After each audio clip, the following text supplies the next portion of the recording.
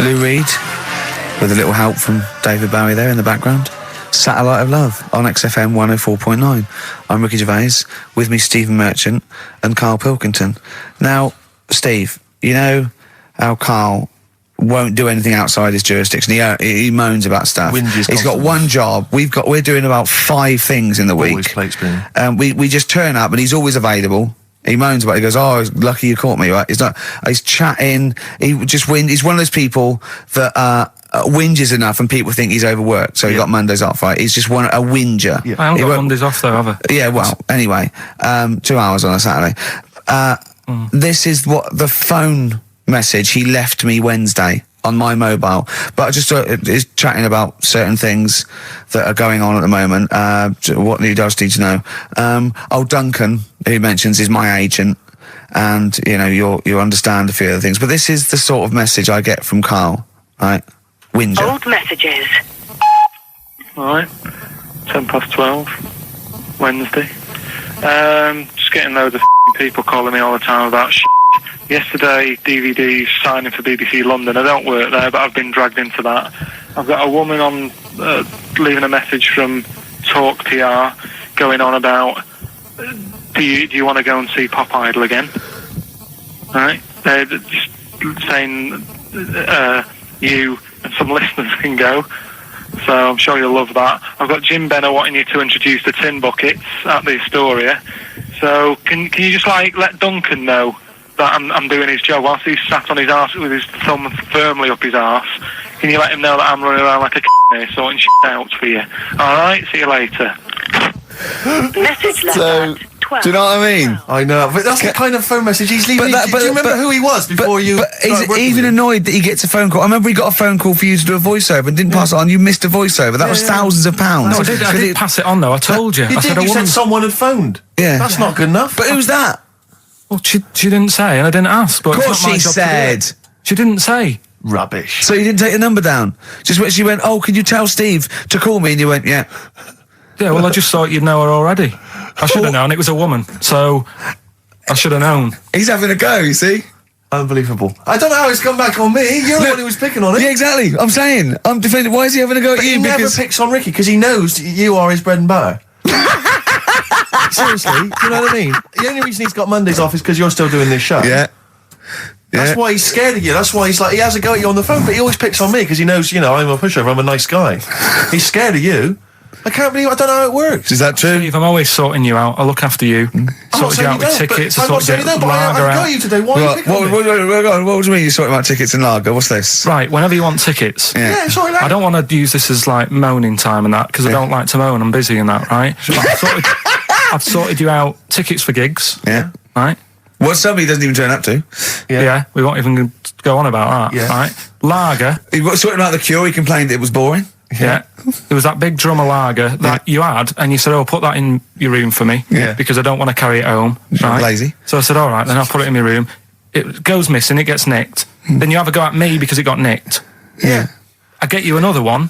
You make me carry it around town for you for half an hour. Then you say, "Oh, I can't be bothered taking it home. Can you take it back to work for me?" Yeah. But interestingly, this is like a year ago, so it's obviously still pressing on you. Oh, hang on, and I forgot the one when we had an argument over 50p. When we went out for a coffee. You didn't want to give me 50p back that you owed me. That was the same day you'd given him about 40 quid worth of lager. But see, this is my problem. This was my point at the time. It's not the 50p in terms of money is not what's important. The fact that you think you don't have to give me money back because it's only 50p, that was the point at stake. It's me who makes the decision. Oh, don't worry about the 50p, not you. It's only 50p. I'm not going to give it to you. Do you know what I mean? There's got to be rules, otherwise it's chaos, Karl. Come on, mate. All right? I don't want to fall out about no, it. That's not all right. Should we kiss and make up? Do you want that? Do you want to do It's that? all right. Yeah. Well, should we play a little record and come back to this? Because I can't believe it started with you slagging him off, Rick, and I've ended up as the monster. I know. Bit of R.E.M. Yeah. Out of Time by Blur. Luckily, we're not out of time. Got another hour and 25 to go. So it's not over yet on XFM 104.9. I'm Ricky Gervais, with me Steve Merchant and Karl Pilkington. We've had quite a lot of emails, as ever, Rick. I should just say, because we're very lazy. It's a much listened to show. We're very lazy people, and we rarely reply or read out the emails. But I never read the emails. Absolutely. So I rely, if I haven't replied to them, or my mail, Steve opens my mail and reads my emails. So if I haven't replied, it's just because he hasn't passed it on to me. Yeah. Okay. But I haven't passed it on to you because I know you'll never reply. Sure. You know, I'm just cutting out that. But I just want to say thanks for the emails. We do read some of them, and we do appreciate the fact people send in jokes. I appreciate it. I love it. We've had had to do anything towards it. Sure, we had an email from Jack. He just said he missed the last 2 weeks' shows. Has he missed anything? Not really. No, it's the same stuff. Same old I think last week Karl was having a go at Chinese people not aging well. He had a go at the gays, and he came up with a ludicrous story about a monkey that was impossible. Yeah, so I don't think Jack's missed much. Go on. We've just had an email from the Pringles people. Oh, right. Good, because it's finally started to happen. I hear these stories about people getting given cars and Armani suits and trips abroad, and we haven't had no, but finally people are starting to, realise what we're doing, our impact on society, and we've got a whole box of Pringles sent to us. Not on those little tubes, the proper tubes, the foot-long tubes. Yeah. So...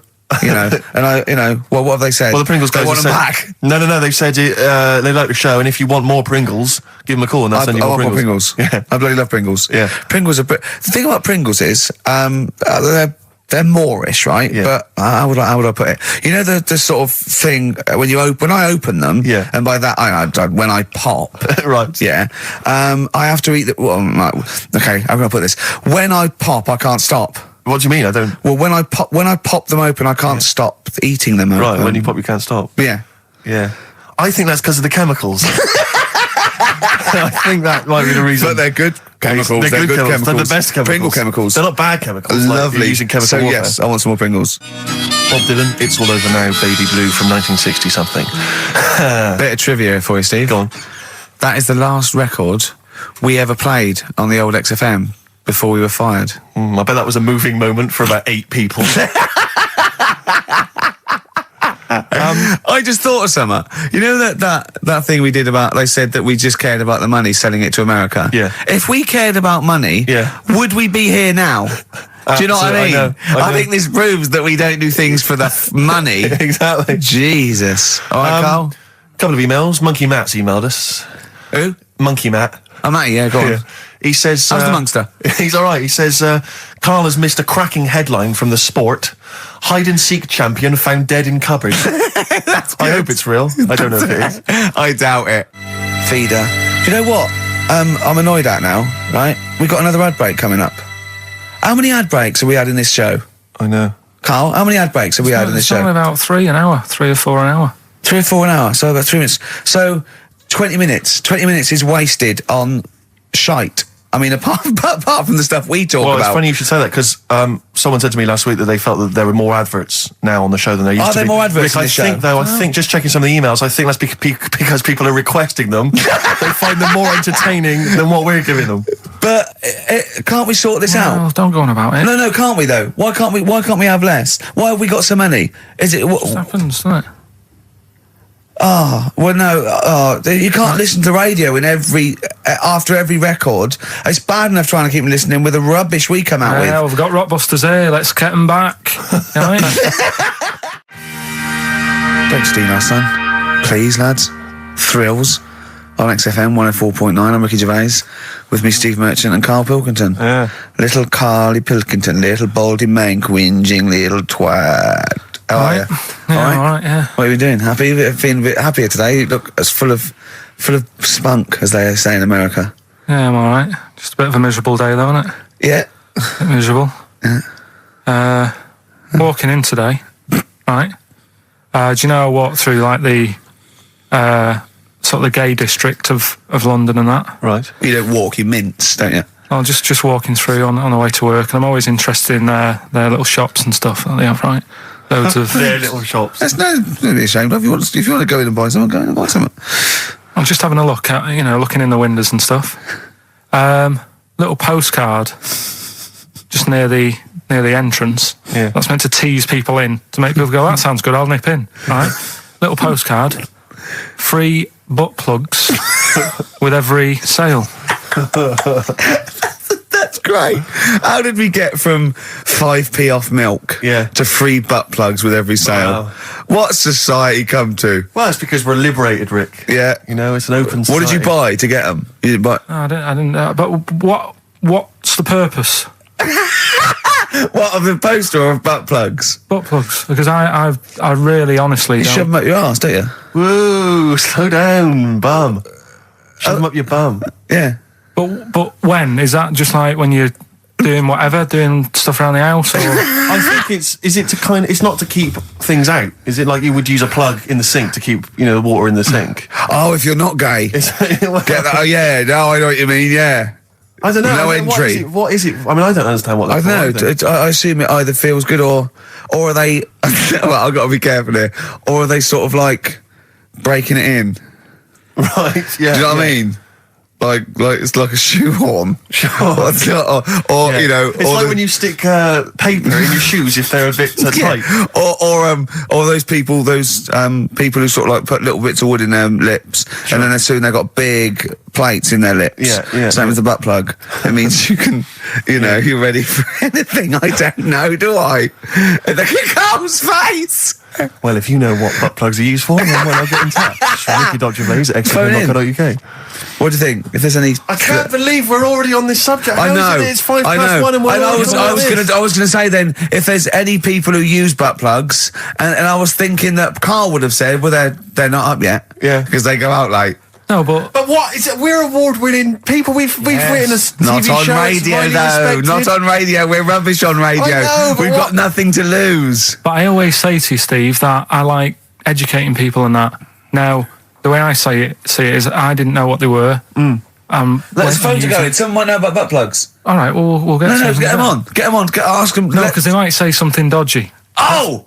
Yeah, whereas, what have we just been doing? Just take a chance. Take a chance and tell them not to swear. Well, you tell them. Okay. Right, Steve, I haven't got my headphones on. Hello, who's that? Hold on. Who, sorry? Nicholas. Nicholas, hello, mate. You're not going to swear, are you? No, I'm not going to Keep it clean. Yeah. Keep them keen. What were you calling about? I'm phoning about your plugs. About not my plugs, but sure, plugs in general. What do you know much about them? No, Are you a plug user yourself? No, I'm just thinking if maybe you've got some gay friends and you're spending the night at their place, you might want to use one.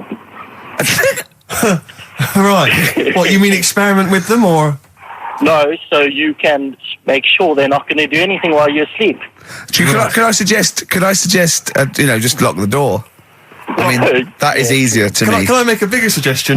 That's probably the most homophobic thing we've had said on the show today. Thanks very much for your call. Right, okay, good. Well, that's why we shouldn't put people on the line. Just, without checking first. I think Karl's made a good point. That's the calibre of listener we've got. Karl, come on, what's the matter with you? Oh, Thorns. that's all. No blue sky. Beautiful, isn't it? And that a great track. It's all right, yeah. Just had an email, yeah. That woman who opened the Office script could have her head cut off. Apparently. When a letter is posted, it becomes the property of the Queen until it reaches the person it was meant for. By opening it, she's committed treason and could be killed. I don't know if you're familiar with this story, Karl, are you? Go on. Apparently, some copies of the Office Christmas specials, scripts, got sent to the wrong address. Some woman. And, I don't know what you do in that situation. Normally, if I get mail that's not addressed to me, I just give it to the postman or put it back in the postbox. Radio 1 tried to speak to her, but apparently she's got a gagging order, which makes us think that she sold it to the Sunday. So we'll read it. We'll read the plot of The Office tomorrow in the Sunday papers, which ruin it for some people. Ruin it for a lot of people, yeah. But the other thing is, I mean, if it was sent to her, obviously her name wasn't on it. Oh. If that's true, in which case, I think that's quite a serious offence, isn't it? I would hope so. I mean, I would hope that, if I sent something in an envelope, it was... But the BBC, the BBC thinks that because the person they said it was meant to be sent to got his, he thinks maybe that's an excuse. Maybe someone gave her the script and said, don't say it came from me. Yeah. So... I don't know, maybe she's protected someone, I don't know. Yeah, well, I mean, if that is... Well, either way, don't sell it to a newspaper. Well, It's just the kind of mercenary nature of it that I loathe, It's the fact that it's only just now makes me wonder if she had it there lying around in her house and someone said to her, well, why don't you go to the papers? Yeah. Try and flog it. But I just don't think she's going to get a lot for it, because people are going to see it soon. It's not like it's the Hitler Diaries. Well, they're not very well written. But, I mean... I don't know. I tell you what I'm frustrated by. It's just the fact that it's like we've worked hard to give people some kind of pleasure for this Christmas, because a lot of people are very depressed, Rick, very low at this time of year. They've not got what they wanted. But we're trying to cheer them up, give them a bit of happiness. Yeah, but I think she'll be happy if she gets a lot of money. True. I don't know. I think it's just tacky, really. It's like, well, I just say, if you're a fan of the show and you don't want to know what happens, then don't read the Sundays Tomorrow, or at least avoid it when it says we tell you what happens. But the paper's not going to ruin it. The papers might go, we've got them, but we're not going to ruin it for people. That'd be a nice gesture. Ideal. But I don't know. All I can say is it's a good job that I send out the prizes. Because that Michael Palin around the world in 80 days will be going to the person who won it. Yeah. And if someone else receives it, they better not try and, do you know what I mean, keep it. It should go to the winner. Yeah, exactly. Right. That is a very good point. So, be warned. Don't open things that weren't addressed to you. Yeah. I did Pandora's that time, box. There's some sort of lesson there. Yeah. What happened? All the evils of the world, wasn't it? Pretty much. What? Yeah. Oh, don't try and explain brilliant. it to Karl. No, Pandora's box. Go on. Well, told not to open it, opened it, released all the evils that are in the world now. But did the person say if you open it, loads of evil will come out? It's not true. It's not true. It didn't really happen. It's not like evolution. It's not the truth. But you remember that? Yeah, you won't listen to some of my stuff, like goldfish and stuff. No, it's not that we don't listen to it. It's that you would pass off how all the evils in the world got here. Because on Ananova it would be, Pandora opens box. Outcast. Hey Ya on XFM 104.9. I'm Ricky Gervais. With me, Steve Merchant. And over there, Karl Pilkington. Now we've got a new feature.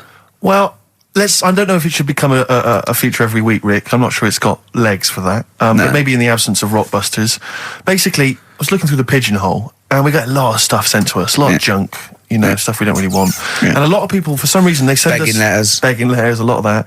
We get sent a lot of CDs by people, bands, artists, who have not yet been signed. Maybe they've knocked something together in their bedroom, they got a band, and they just, for some reason, they want our feedback. They want us to sort of give them some thoughts on what they think, where they're going wrong, stuff like that. And I just thought, I was having a clear out, and I thought, why not just give them a little chance, Just throw them a bone, Rick. Honest critique? Honest critique of some of the artists that sent us stuff. Okay, go on. These are bands that have not been, they've not got a record contract. This is exciting. Okay, name the 3 bands well, first. We'll go through them individually, and I'll hear a little snatch, and then I'll get your opinions, both from you, Rick. I know you've been in the music business, you've got a good general knowledge of music, you've got good taste. Big time, and also big time. Karl Pilkington's views as well. Yeah. We know what to think of them. So this first band is called Kellerton Road. I'm sure they're very excited. As I said their name then, they probably can't believe it. They're phoning each other now. They're getting so excited. All friends are phoning them now. Yeah, Turn your phone off. They can't people in this band. You don't want to... Yeah. Well, okay, then Kellerton Road. Kellerton Road. Play a track from them. So that's Kellerton Road. I think that's a track called Secretly. And looking on the back here, there's 6 of them in the band. They all pretty much look the same. They've got the long hair, the usual sort of look. What do you make of them, Rick? All right. Yeah? Quite like that? Good, yeah.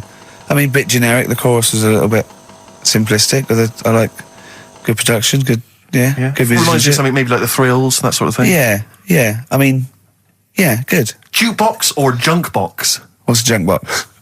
It's just, I'm just trying to make it sound snappy. Jukebox or junk box? Don't, because you haven't got it. Don't ever stick to what you're good at. Okay. What, being sexy? Just sort of watching Doctor Who and stuff. You like that, don't you? Yeah, I love it. Okay, then right. What's the next one? So, well, let's just ask Karl Pilkington's opinion. Karl, what were your thoughts? Yeah, it's all right. Yeah? That's it, is it? Yep. Is that why you're no longer right for the enemy? Go on. So what's this next one you've got for us then, Karl? Toffee. Toffee. It's called Born Depressed. Oh dear. Brilliant. Is it about you? There we go, I Toffee. quite like that. Yeah? I sort of a bit glammy, bit underground. Yeah. What do you make of the name, Toffee? I don't like the name. It's not great, is it? No, but I quite like that track. Quite like the track. I'm If just that's looking at the representative. CD, they've made it themselves, and basically the band feature on there completely nude. Oh. What do you... Well, we know what we think of that. What do you think of that, Karl? I'm not happy with that. Let's have a look, though. Have a look there. That's no point, is it? There's quite a lot of blokes and there's one naked lady. Just having a look, though. Yeah. What are you looking at the blokes? What are you looking at? Why are you looking at the blokes? That's Knob. Just having a look. But you look at their knob. I can see by the way your eyes are I'm looking. looking at the woman's knob, though. Well, she won't be happy with that. No, that's a bloke, Karl. Yeah, that's where you've been going wrong. Yeah, that's the woman. Yeah, Yeah. that's what I was looking at, that one. The woman's knob, so that's all right. Yeah. Good. So Rick, hit parade or shit parade? I don't know if it's going to be. I don't think it's going to be a hit yet because I haven't got backup. But I think we're looking more about whether they get a record deal. Do you think they deserve one? Yeah, thumbs up for both of them. Okay, excellent. Well done. All right, well done. And Karl, play the last one then. What did you make of it? Sorry, we didn't ask your opinion. We weren't interested. Like to see him on CD UK. Just like that on the CD cover. Okay. And this last act, I think, is this right? Picture Centre? Yeah. Picture Centre. Picture Centre. My favourite. You like that? Yeah, that's my favourite out of all of them. Good, there's a bit of Amy Mann in there. A little bit Cocteau Twins. Yeah. No, really good. Really good, really intriguing, that. Karl Pilkington? Yeah, it's all right. If you didn't like it, what would you say? It's weird though, isn't it, music?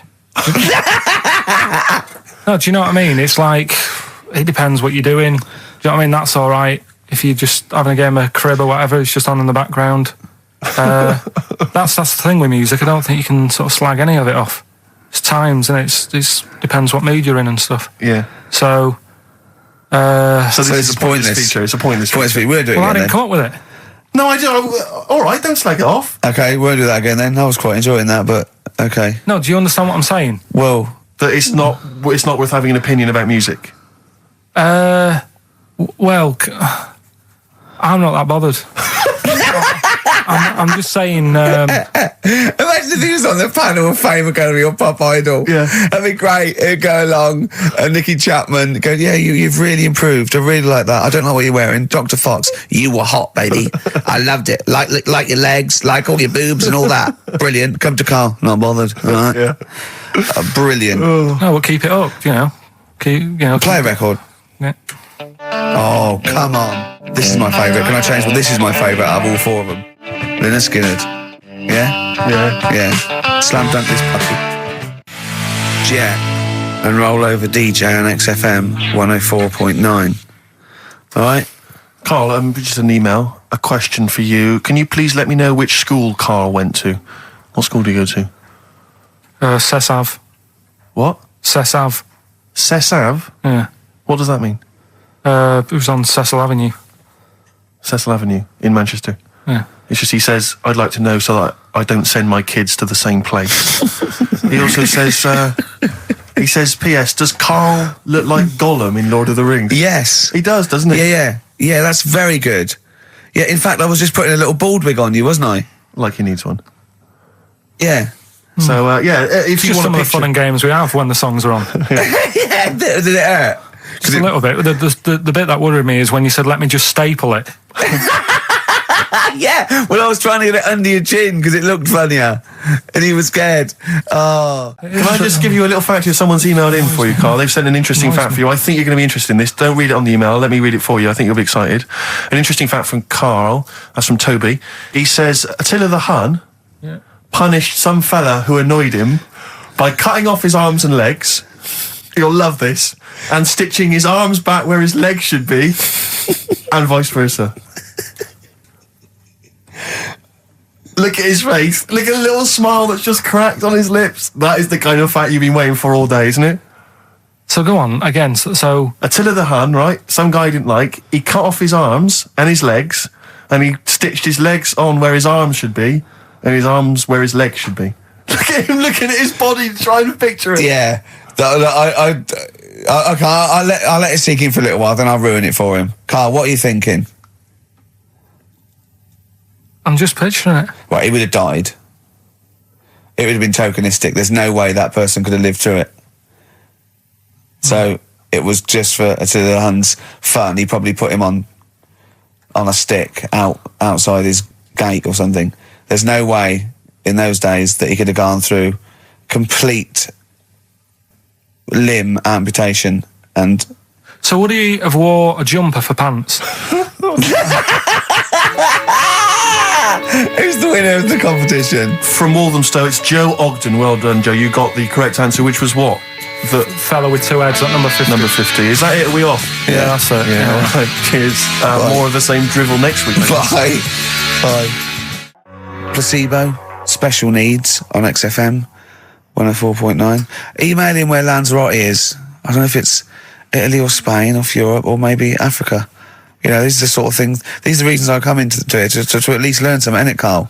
We've stopped educating Ricky, so I've stopped learning, you know, about things like the woman who ate mud all her life. We've had a lot of emails, Carl. I don't want to sort of put a dampener on your Christmas, but a lot of people have been slagging off Lanzarote. One of them just said, well, one of them just, I don't know if I can find it. It is Canaria, isn't it? It's It is one of the Canaries, isn't it? It's a volcanic island covered in volcanic dust. It's very windy, so you have to dig a hole to sit in on the beach, and there's hardly anything to do. That's from Mike Godham, and he says, unless you like quad biking, well, you know, you've seen what happened to... no, don't go quad biking. No, with your little head, there's no protection at all, is there? I don't know what you're thinking. I don't know. At least Rick Mann and Ozzy had lots of hair. Yours would be like Humpty Dumpty. It would crack like a little egg. And then we'd seen there's no kings or kings horses. So, well, they couldn't do the job anyway. No, shouldn't really send them. They're not really qualified. Horses not equipped to put send a medical man like Neil Fox in. Yes, to mend but not eggs. Some kind of military horse. I bet he's had the egg on his face a few times, hasn't he? What, Foxy? Yeah. Well, most of the series are Pop Idol. Right, Carl. Lanzarote, good or bad? Well, you got to give it a go, haven't you? Yeah, well done. Give everywhere a go. Exactly. That's what I was saying. You know, don't just take the word for it. I mean, if it had said an Ananova, Lanzarote shit, he'd have believed it. Sure. You know, if he'd have overheard it in a pub, Lanzarote a crap, he'd have believed it. He'd have seen it on a website that was mainly concerned with monkeys and witches, he'd have believed it. Yeah. As it is. Everybody raves about New York, and when I went there, I thought it was rubbish. Well, you're an idiot then, because that is possibly the greatest city in the world, along with London. Subjective, though. That's why they have holiday programmes and that, innit? So you see it and you decide for yourself and that. Yeah, but you saw Venice on a holiday programme, as you put it. You went there and you went, it was rubbish, full of black bin liners. Well, it is. Right.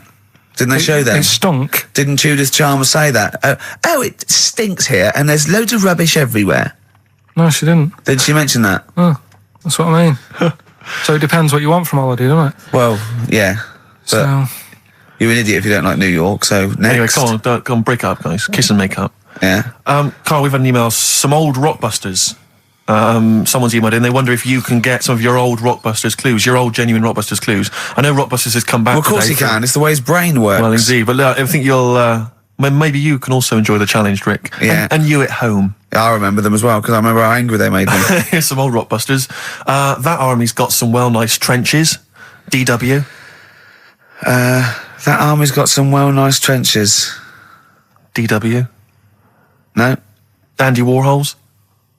That one works. It's not bad, is it? That's why I didn't get that one, because it worked. Yeah. Yeah. Okay. She's only got one sticker left.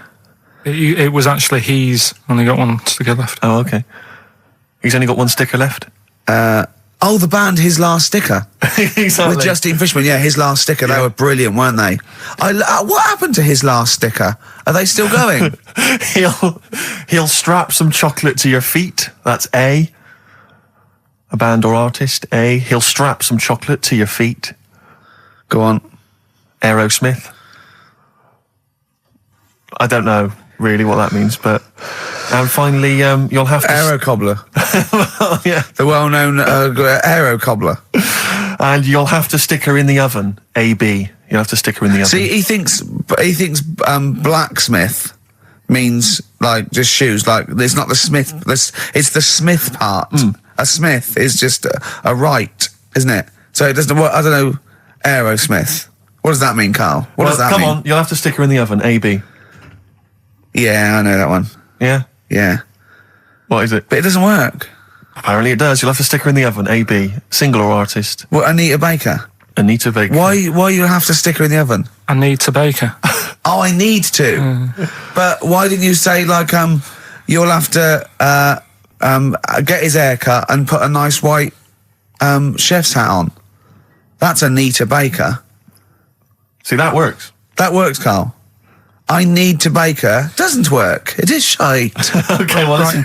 Before you judge, listen to today's Rockbusters. Okay. They're here with us now. Here's Karl Pilkington. He's back just for Christmas. Brilliant. I've only got two, really. What? Because I was trying to work one out before, right, in my little room. Yeah. I was looking at different band names, thinking, what can I do? Yeah.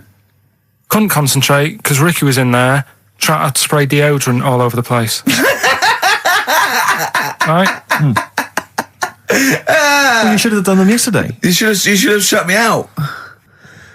Right. So there's just 2. Brilliant. Well, I've kind of got an idea for the third one. fine, I'll yeah. have a go. Yeah. Right, so anyway, the first one. Should we play a record and come back to this? 'Cause We'll it's do been it a- quickly, yeah. we'll do it quickly. No, play Alright, a record. This is then. rubbish. Yeah. Rubbish. Libertines. Useless. Give me the gifts. Let me have a look what prizes you got. Libertines, Don't Look Back Into the Sun on XFM. Well, the general public are getting involved with Karl's holiday, and I mean, this has been a damning report on Lanzarote. There's not been a positive word written about Lanzarote so far. Wow. It's volcanic, there's no natural water supply. Apparently there's no natural water supply. It's You all have to sit in a imported. hole. What do you think of this, Karl? What do you think of the people that want you to know that you're going to a rubbish place when you can't change it? What do you think of that? Rubbish though, will it? What do you Be mean? all right. What do you mean it'll be right? Because I'm going to go there thinking, oh, there's no water and that, and there will be water. No, they didn't say there's no water. What did they say then? There's no natural water supply. Whatever. I'm not bothered. Doesn't bother me. All right. I'm going to have a good time and that. What are you going to do? What's your plan to do? Got a book. What book you got? Rich Hall book. I'm just going to read that. Brilliant. And the weather's better than here, isn't it? Yeah. So... Someone emailed just now. They said they're listening online and there's a problem with their computer and everything's sped up. The music's sped up. Our voices, Rick, are sped up, except Karl's. That's how slow he speaks.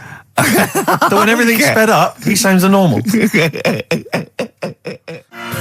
Blue Sky, The Thorns. That's beautiful, isn't it? On XFM 104.9.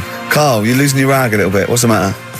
Nothing, go on. See? What's the matter? No, what's the matter with I've Karl? got something to cheer him up. Someone's emailed in, Emma's emailed in, she said that for those that know, those in the know, they referred to Lanzarote as Lanzagrotte. Brilliant. He's a bit fed up. He's got 2 CDs for Christmas from a company that's he's been with for 6 years. He's a little bit grumpy about having to answer the phones. Letter to Hermione. David Bowie. Well, we've had the most convincing answer that it's about 290,000 actual words, but possibly 3 million in our vocabulary, using all jargon and scientific stuff and all that. Sure. 290,000. Still a lot, isn't it? It is a lot. We know so little, don't we? Apparently the average person has about 20,000 words in their is it? vocabulary Right. and uses maybe 2,000 a week. Really? Yeah. Karl, obviously, slightly bringing that average down. Karl, what do you think of that? Single figures. What's the matter? Get by. Why have you got to use longer words messing about and that? I told you. That word about old. Anti-dipuian or something. Just say old. That's a bit old, isn't it? That's a bit anti-dipuian and that. What's the point? Yeah. Get to the point. Sure. Busy.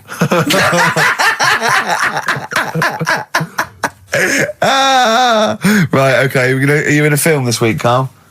We're doing that now. Yeah, go on. Get it over with. Hang on a minute then. Get it over with. Let's get this show over with. We can go home. You can go off to Lanzarote and sit on some ash. Some charcoal. He's not happy about that. That's annoyed him. The listeners have all ganged up on him. Yeah. XFM giving him 2 CDs. We've had more calls for his resignation this week than ever before. What do you think of that, Karl? What do you mean? There's another reason. Do you know what I mean, though? Because he's grumpy. He's not just giving it. He goes, well, I can't help it, can I? I don't want it. You're being paid well to do a job. People have tuned in to be entertained, to have good songs. Me and Steve are working I'm pressing here. the buttons. I'm paid to press the buttons. That's what I'm doing. Has every CD started on time? Then Yeah. why would they give you Monday off if you just paid to press the buttons? Don't get every other Monday off, do I? So have you stopped doing that now, have you? Well, yeah. Why? Because there's work to do and that. But I'm not moaning about it. Let's get on with it. Blair on XFM 104.9. I forget the name of that track, but it's good. Good song. Thanks very much. Oh, good song. Yeah. Oh, right. I just thought you were complimenting giving his me. opinion. Right, Yeah. go on. The what? Are we still on the air? Yeah. What are we doing? Merry Christmas. We got someone on the line. Oh, right. He's here. Who's that? Ricky, It's, yeah, go on. it's Jonathan. How are you? Good. It's only TV's Jonathan Ross. Ross, turn your radio down, you idiot. I'm here. I like to. I haven't got a radio on. What are you talking about? We can hear the feedback. Well, I haven't got it. It's not my fault. It's your incompetent radio station. And also, didn't you hear we said don't call him, we don't want to speak to the listeners? Are you, I'm not a listener. I'm a visitor to your shores. I'm special. You know that full well. I know you're special, right. Yeah, exactly. What have you got a name for the band? Yeah, you ready? Yeah. Blump. B-L-U-M-P. I tell you for what, you can't have a normal word. If it's the monolith band of all time, if it's the big, you can't have a regular word. It doesn't make sense. How can you have a regular word? All these ideas you've come up with are rubbish. You need a word which only stands for that one thing. No one's heard it before. No one will use it again. Blump. I can't help but feel that that's a more appropriate name for maybe one of Ricky's bands. I love seeing that picture of him in that band. You see it everywhere these days. He was like a girl. He was like a little girl in a suit. It was like a little dyke at a wedding. What was that? That's got to be the kettle calling the pot black, surely. I've always got nothing but 100% heterosexual. We're not sure about. There's not anything wrong with it. I know that, but look at you. I actually had to get that in. There's not anything wrong with it. I'm Jonathan Ross. Oh dear. I was thinking the other day, right? Oh, yeah?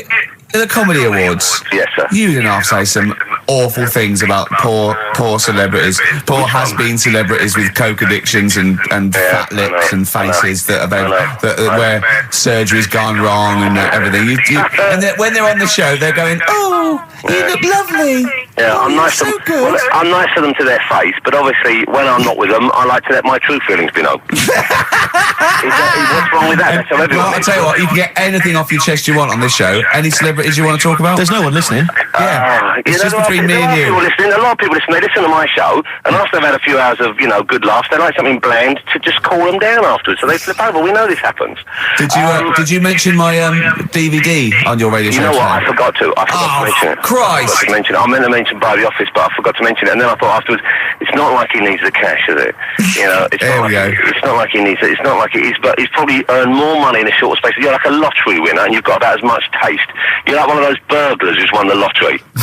I am. I'm dressed like an Albanian window cleaner at the moment. Burglar from Reading who won the lottery, and now he's fritting it away on what? I do feel sorry for my neighbours. I've moved into a really nice place. I feel like it's the hillbillies. No, it's nice you've moved in though, because it's nice. It's given them something to sort of talk about behind your back. You've united the whole block. Right, go and play with some Japanese wind-up toys now. I'm going home to play Mario Double Dash with my son. It's going to be a good afternoon. I phoned you once after I finished my show. It was about 3 Yeah. And I don't mind if I said, how you doing? You went, it's brilliant. You said, this is what you said. You went, everyone's out. Jane's taking the kids out. I've already masturbated twice, and I'm playing with a new Japanese toy. I'm masturbating now.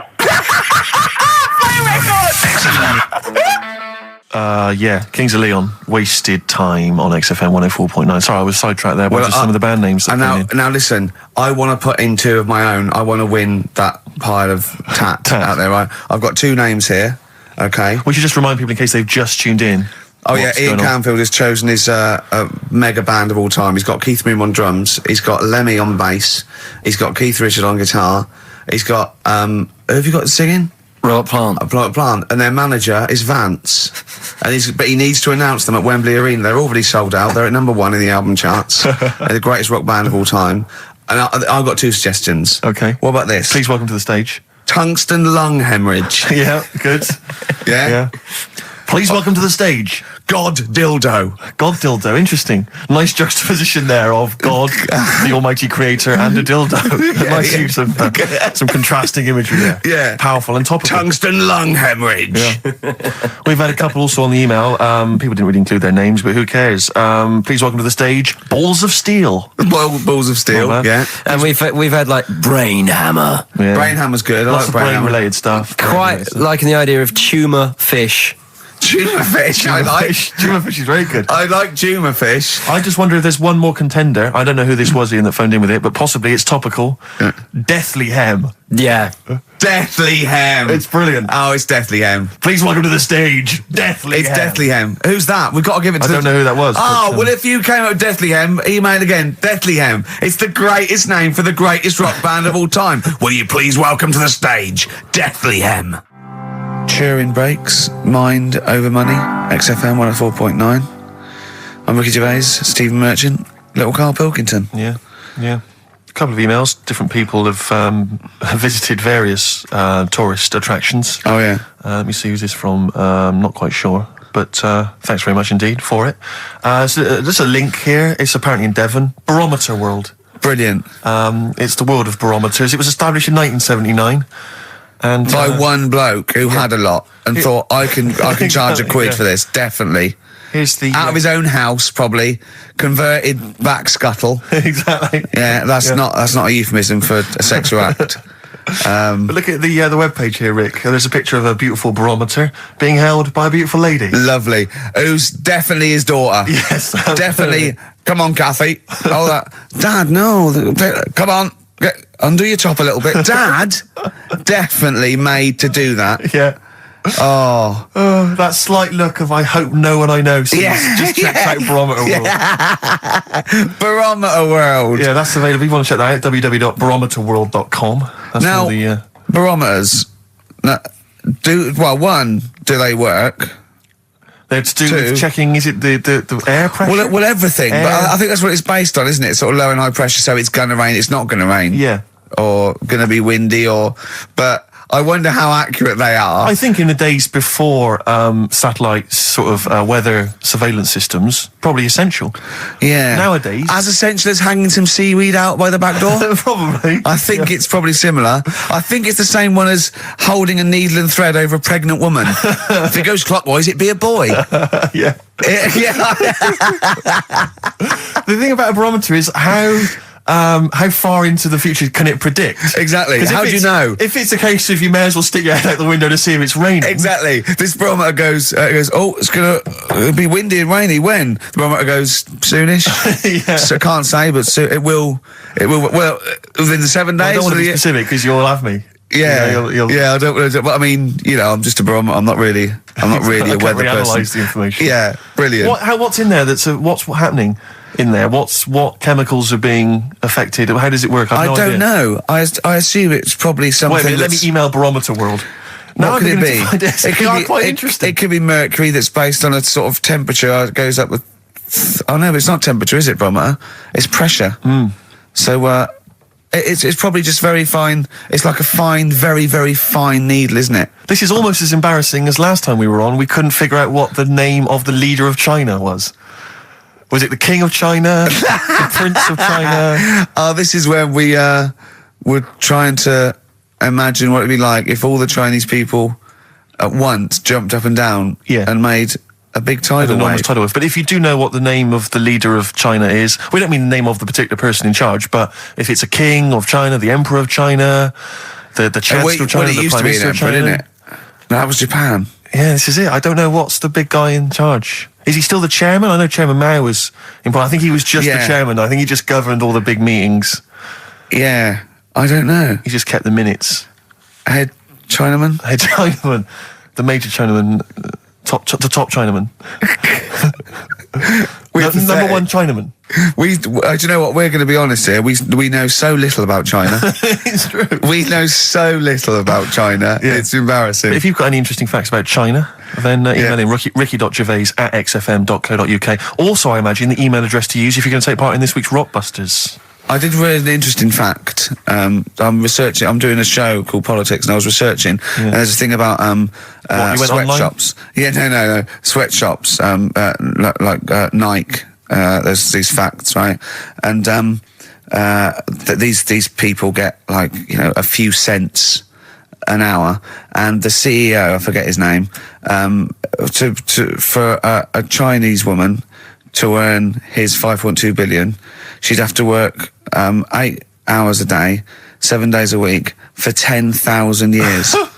But Steve, they don't. They don't. They obviously don't want to. Exactly. They don't want to. They don't want to. Lazy, Rick. Blur, Out of Time on XFM. Well, we're not out of time. We've still got an hour left, boys. Hey! Luckily. Brilliant. A lot of emails, obviously, about the Chinese. People as fascinated as we are. I don't want to discuss it, interminably, Rick, because there's so much to say, and we've said most of it in the past. Yeah. Get a couple of emails. In fact, I think, Karl, you told us this information. Remind me of it again. If all the Chinese people in the world were in a line on that, because there's loads of them, you'd never get to the end of it. Right. No, it's not that. It's no. If all the Chinese people formed a line and started walking out of China, you'd never get to the end of it. That's what I just said. No, it's because though. They'd be having babies. You know what I mean? Still, it'd be adding to it all the time, wouldn't you? But would they be walking and shagging and having babies as they're walking out? Yeah, that is. Yeah. I'd love to see someone organise that. Maybe the Record Breakers team. I tell you what, I'd love to see Ross McWhirter or Norris, who is it? Who's the one that's alive? I forget Norris, I think. Norris, right? I'd love to see him to coordinate that. Yeah. 1.2 billion little Chinese fellas. Boy, girl, boy, girl, boy, girl. Yeah. And where are they walking out of China? Which exit are they taking? They're taking the... Through Tibet? Or? I think it's the Gate 9 Slip Road, the M43, right. to St. Petersburg, right? And they go, and walking, and shagging. Yeah, exactly. Yeah. Because some presumably are dying as they're leaving. No, but they live to 120. That's true. So they claim. So, well, we know Karl's theory on that. Do you want to just tell new listeners your theory about when all these Chinese people get the records for oldest people in the world? Come on, what's your theory, Karl? Leave it. Karl, just that they're probably lying. Why? That's all. Because a lot of them don't age that well. Some of them do. A lot of them don't, and they always look older than they are. I read the other day, right? Do you know the one who was the oldest woman in the world, right? Chinese woman, right? The way she did it, it was. She didn't die. That was her secret. Yeah. What she did, she got up every day and didn't die. No, she was like awake and that, and then she'd have 2 days just sleeping. Right. So she wasn't really that old. What do you mean? Well, she'd only sort of lived half of her life in a way. Well, we so all live 2/3 of our life, don't we? No, but she was like awake and that, and then she'd go, I'll go out of bed, and then that'd be it for 2 days. Karl, you're a second-time buyer, aren't you? Yeah. Bought one in Manchester. Lost $7,000 on that one. Well, don't buy in Manchester. No, it's a good flat. It's just it wasn't. I didn't buy it to sort of make money. I thought I was going to be living there like all my life, and then a job came up here, and it was like, oh. You bought your first flat in Manchester. You assumed you would be living there for the rest of your life. Well, I wasn't in a rush. Play record, you're an idiot. Hang on a minute. So have you got a property portfolio? Have you got the 2 houses now? No, I've got rid of that one. Oh, you sold that one? Got this flat. £7,000 Got loss. this flat. I'll tell you something that is interesting. Hold on, though. What? £7,000 lost. It's a flat in Manchester, but it could only cost about £8,000 anyway. Right, Steve, something they do now, right, they've got to do by law when you're buying, right? I was looking at one in London, right? It's haunted. They've got to tell you now. Right, don't talk shit. I'm telling you Play now. a record. I'm telling you now. Yeah. There's no such thing as ghosts. That is ridiculous if that appears on a legal document. Right, if there's anyone who sells flats and that, does that for a living. Yeah. Right, email in, because I'm telling you now, that is a fact. She sort of dropped it in. I said, oh, nice feel here. And she said, yeah, well, that'll be the ghost. Just dropped it in, that's all they've got to do. And then I was like, what? And they went, oh, yeah. That's what I've got to do, is it? So that's the legal thing. Did you drop it in? So in court you go, did you drop it in? Yeah, I dropped it in. Play a record, you're an idiot. That's David Gray, and this year's Love, if you're in love. I hope it lasts. It's only January. What you got for us, I just Steve? thought we ought to maybe go through some of the emails. I mean, I don't want to query the calibre of some of the emails we get sent on this show, but here's a typical one, Rick. Go on. There's no name, it's just from Glicko, that's his email address. It's just a question to you, Rick. Did I see you walking around Marylebone High Street last Sunday? Yes. Okay. Well, I don't know. Well, I mean, I was in Marylebone High Street last Sunday, yeah. Yeah, but did you see Glicko? I didn't see Glicks. Okay. I didn't see the Glickster. But all right, this is one from M. Ricky, what do you think of Richard Bacon's show? I can't decide if he's better than you. Nor can I. Any thoughts? Nor can I. I can't help her out on that one. Sure. That's a really personal thing. She's got to dig deep. She's got to look at both of us. She's got to find out what she likes. Yeah. And then whether I provide more of that than Baker's. Yeah. I mean, Baker Foyle's brilliant. Yeah. I'm not going to put myself up against him, so I can't help you. Next, Steve, next. Well, there's a lot of emails last week which were saying how much they enjoyed the Christmas specials. Thank you very much for that. That's very flattering of you. Cheers. There was also a couple. There was one that it was a guy. I'm sorry that I think I might have deleted it. But, I should have sent a reply, because there was a guy from Canada saying if there any chance you're around in March, whether you could pop in and have a surprise birthday dinner for his wife. Oh, why don't you keep that? I know. Sorry about that. I can't let it go now, can I, you idiot?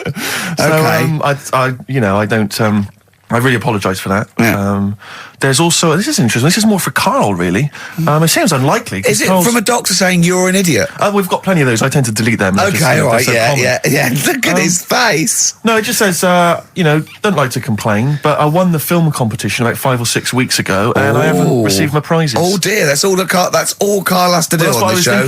We provide the chat, the records, the light entertainment. I mean, the glamour. Strokes of comedy genius. All Karl has to do is send out the prizes and say there was a monkey that was a bank robber at 5 to 3. Yeah. What's your excuse, Karl? Do you remember her winning? I've got all. Well, you're calling her a liar? Well, I am, because I don't remember ever seeing. Right, he's calling her a liar. So, Joanne Ogden, you're claiming, is just making this up. She sent this in on a whim, trying to fool us and get some cheap tat. Wow. I don't believe that. I don't believe anyone would lie to try and get Knowing Me, Knowing You on VHS. I really don't. Well, I'll look in the records, because we keep all the details, so... Do you know what I mean? Right. Well, one of you's in the wrong. Do you know what? Knowing you, Karl, I don't think it's Joanne. No. Has anyone else ever emailed in saying they haven't got the bag of crap? No, they haven't. They haven't.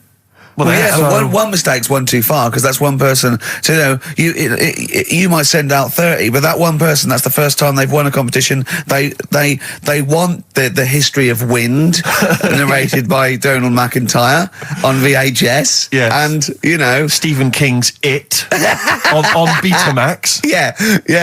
No, they sometimes they want the best of Primal Scream on a cassette. Exactly. So, You've got to make sure you're sending these prizes away. Yeah. Final email from Andy. He says, the webcam is pointing at the ceiling. Is it because the air conditioning vent is more exciting than what happens on the show? Let's put that down now. I think that's absolutely right. Hold on a minute.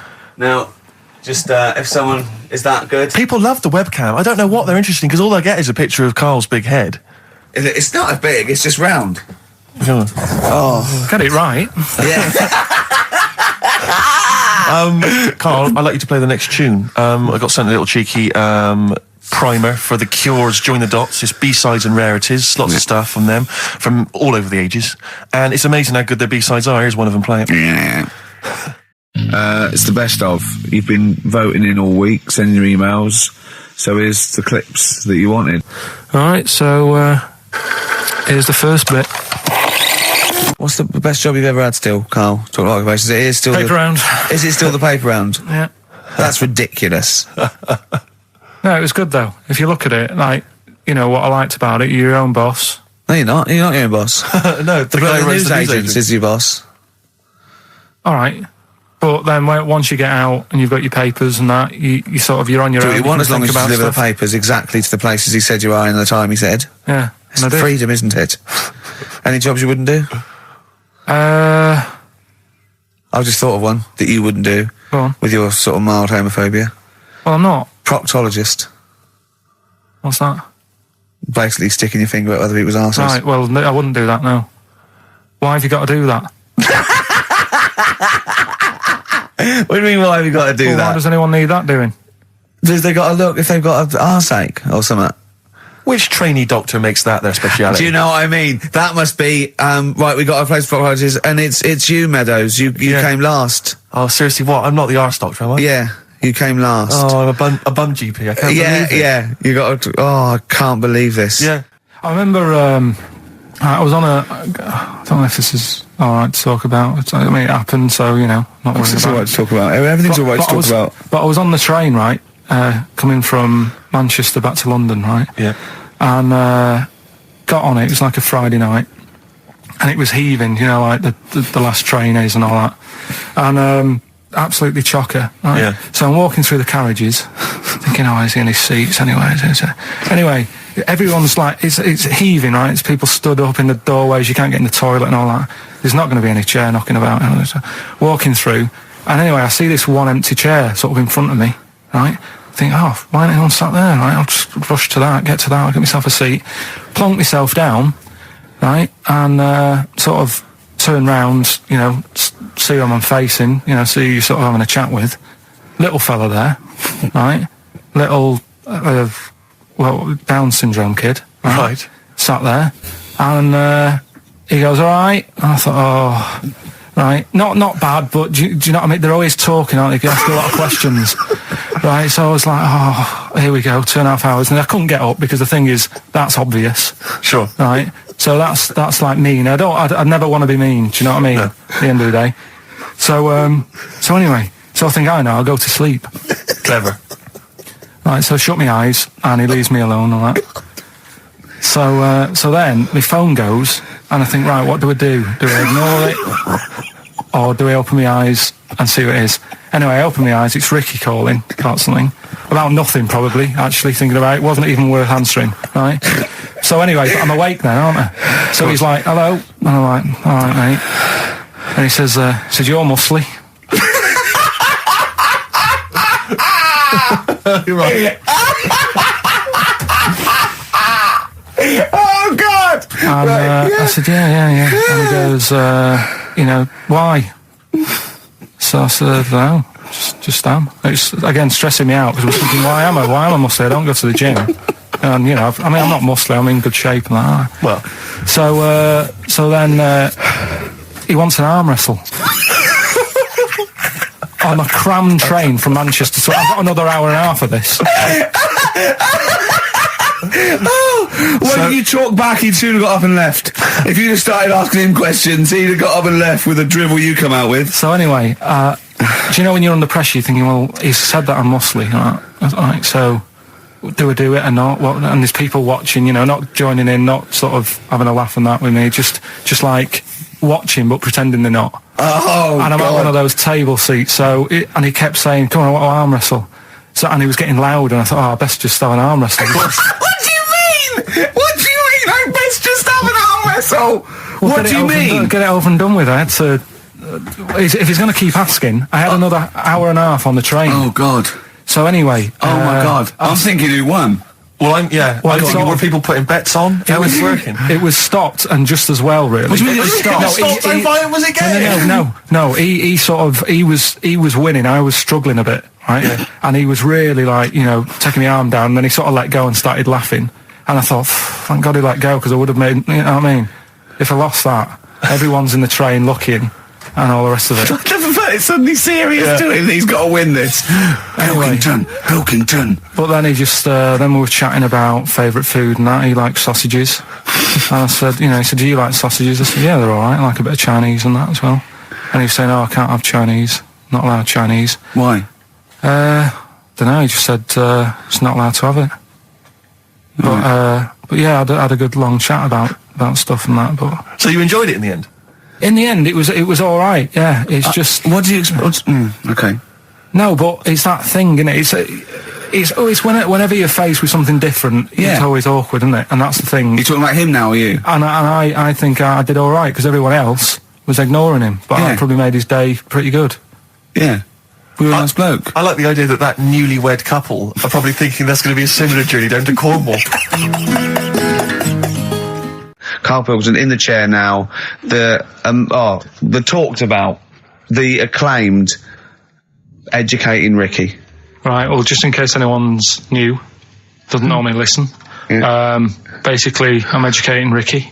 Yeah. Do a bit of research in a week, find stuff, news, history, anything that's interesting. 3 stories, I give them a nice little headline. You take your pick. Yeah. Between now and 3, you're going to learn 3 things. Yeah? Yeah. So, the headlines are, I'll be no buying one of them. Give us that again. I'll be no buying one of them. Nice, okay. Yeah. We've also got hippopotamus news. Okay. Okay. And can you believe it? Can you believe it? Well, I'm going to go with hippopotamus news. Hippopotamus news? Right, well, this one, it's... I'm not going to take the credit here. I heard Christian talking about this on breakfast, right? Because it's a good story that happened. Basically, I don't know if I told you about it last week when we were having our spaghetti, but I think you did. Right, I know what it is. I know what this is. Okay, I've not heard this. Right, there's a little midget. Right, there's a circus. I'm loving it already. Circus going on somewhere. I think it was in America. Yeah. And is that present day or old times? I'm talking like in the last 3 weeks. Okay. Right? Little midget, circus, really packed out show. People are loving it. Steve, you asked the same question I did, I know. So there's little midget jumping up and down on a trampoline. That's what circus is. Right? I pay good money to see it. So everyone's clapping and he's getting carried away. Because he can't believe they're loving it. I didn't know they'd like a little person on a trampoline, but they love me. But you know what it's like when, if there's a crowd of people sort of encouraging you to sort of go higher and stuff. Yeah. And I'm sure he knew it was getting out of hand. But he was jumping and he was coming down the road going higher, and he's going really high in the air, right? So he's doing this, crowd are clapping. There's a hippo, right, just sat next to the trampoline getting ready to come on and do his act. Oh, right, I thought he was in the audience. That's it. Getting ready to do his act, Steve. Yeah. So he's a ventriloquist. What do you mean he's sitting by the trampoline waiting to do his act? Because why does he sit in the dressing room and they go, 5 minutes, Mr. Muss, 5 minutes, Mr. Muss. So anyway, right, so the hippo's there. He's getting annoyed, is he? Because the midget's He's going, how can I follow this? This is really annoying. They're going to be, no. So he's thinking, he's already done the trampoline, my pogo stick act is never going to work. Yeah, go on. So there's a hippo waiting. It's a great story, and I just know he embellishes it or it gets slightly wrong. Go on. So there's a midget jumping up and down. The hippo's getting annoyed. The crowd are going mad. The midget's loving it. Can't believe his luck. Although you think he probably knows he's dicing with danger. Yeah. So next thing you know, they're all saying higher. He gives it one big, like, heavy sort of landing on the trampoline. Goes really high, but goes off at a funny angle. Oh, hypotenuse. Okay. Yeah. And sort of flies up. Hypotenuse! Sure. Flies off at a funny angle. Ooh, Hippo's there, swallows him whole. Crowd are clapping, thinking that's why the hippo was waiting there. Rubbish. Rubbish. It's not rubbish though. But no, maybe there was an accident in a circus with a midget and a hippo, but at no point was this hippo waiting to go on, going, come on. The midget flew off at hypotenuse and landed in the hippo's mouth and was swallowed whole. This is what you embellish it. That is great. And I have to say though, Rick, when I heard midget, trampoline, hippopotamus, I was thinking accident waiting to happen. Yeah. So. Yeah, maybe. I mean, it is that you should never put those three together. Never. It's a recipe for disaster. Everyone knows that. Midget, trampoline, hippopotamus. Are you mental? You're asking for trouble. Well, you know when he told me it, he said, and the midget, he didn't mention the hippopotamus, and he said the midget went on, and soon he fell off, and the hippo ate him. And I said, sorry, what was the hippo doing there? He went, it's a circus. I've never heard of a circus having a hippo. No, what do hippos do? What can they do? You can't train them, can you? What do you? Aren't they like very deadly? They're huge, aren't they? You can't have a hippo in a circus. Are you sure? You're not thinking of Zippo? He's neither kind. Yeah. No, and it wasn't some sort of where Zippo was eating a midget and it's some sort of horrible sexual act. No, it was definitely, I heard it on breakfast, right? Oh, okay, sorry. No, it's definitely fact. Yeah, okay, right, okay, good. XFM 104.9, we're not here. It is a bit like being Dennis Norden, playing some great moments from the show. I was just imagining Dennis Norden one day, sort of just like waking up out of his stupor. He's doing this, and he'd go into the producer and go, I've just seen a couple of my programmes. I just saw It'll Be Right on the Night 18. It's shit. It is terrible. Why didn't someone tell me? Well, we didn't want to upset you because, but I've been doing it way too long. Well, you could just let me go on forever. Well, until you died, yeah. Well, why can't my son take over? Well, he's 80, Dennis. And the jokes I'm doing, they're awful. Why have I got that clipboard? I've written these jokes, they're not funny. There's an audience, they're laughing. What are they laughing They're not at? laughing, they're not laughing, that's canned laughter. Who are those audience? Who goes to an audience for It'll Be Right on the Night? A lot of them are older than you. It can't be right. Do you know we have 15% fatality in one of your audiences? But I went home at Christmas, I watched one of the episodes. Yeah. I was with my family and friends. I said, watch this, you'll love it. Stony face, no one laughed. They all thought it was shit. Well, it is Well, why didn't you tell me earlier? We didn't want to hurt your feelings. You're an old man. You may be upward of 102. I didn't realise. Yeah. I noticed the other day when Karl was sitting on your knee having his picture taken. It's a long story, right? He's got a completely spherical head. It's slightly too small. I'm not being funny because, I mean, you know, I'm not perfect. But he's got a completely spherical little head. He looks a little bit like a baby hamburger. You know hamburger off McDonald's? Sure. He looks like a little baby hamburger. And it's sort of quite put upon. Suzanne thinks I look like that thing in that Dulux advert. Do you know when the woman pulls the head off that? That little plasticine morph type and then they make a new head for it. And it's like a little head. Really? And that's your girlfriend saying it. I know. I'm getting excited now because we've had loads of calls and emails, not only backing me up, but going a little bit further. Apparently, Johnny Mango called in again. He's become our sort of official researcher on this show. There is evidence that Queen Victoria in Balmoral, with a young house guest, Winston Churchill, used to consume cocaine-filled lozenges.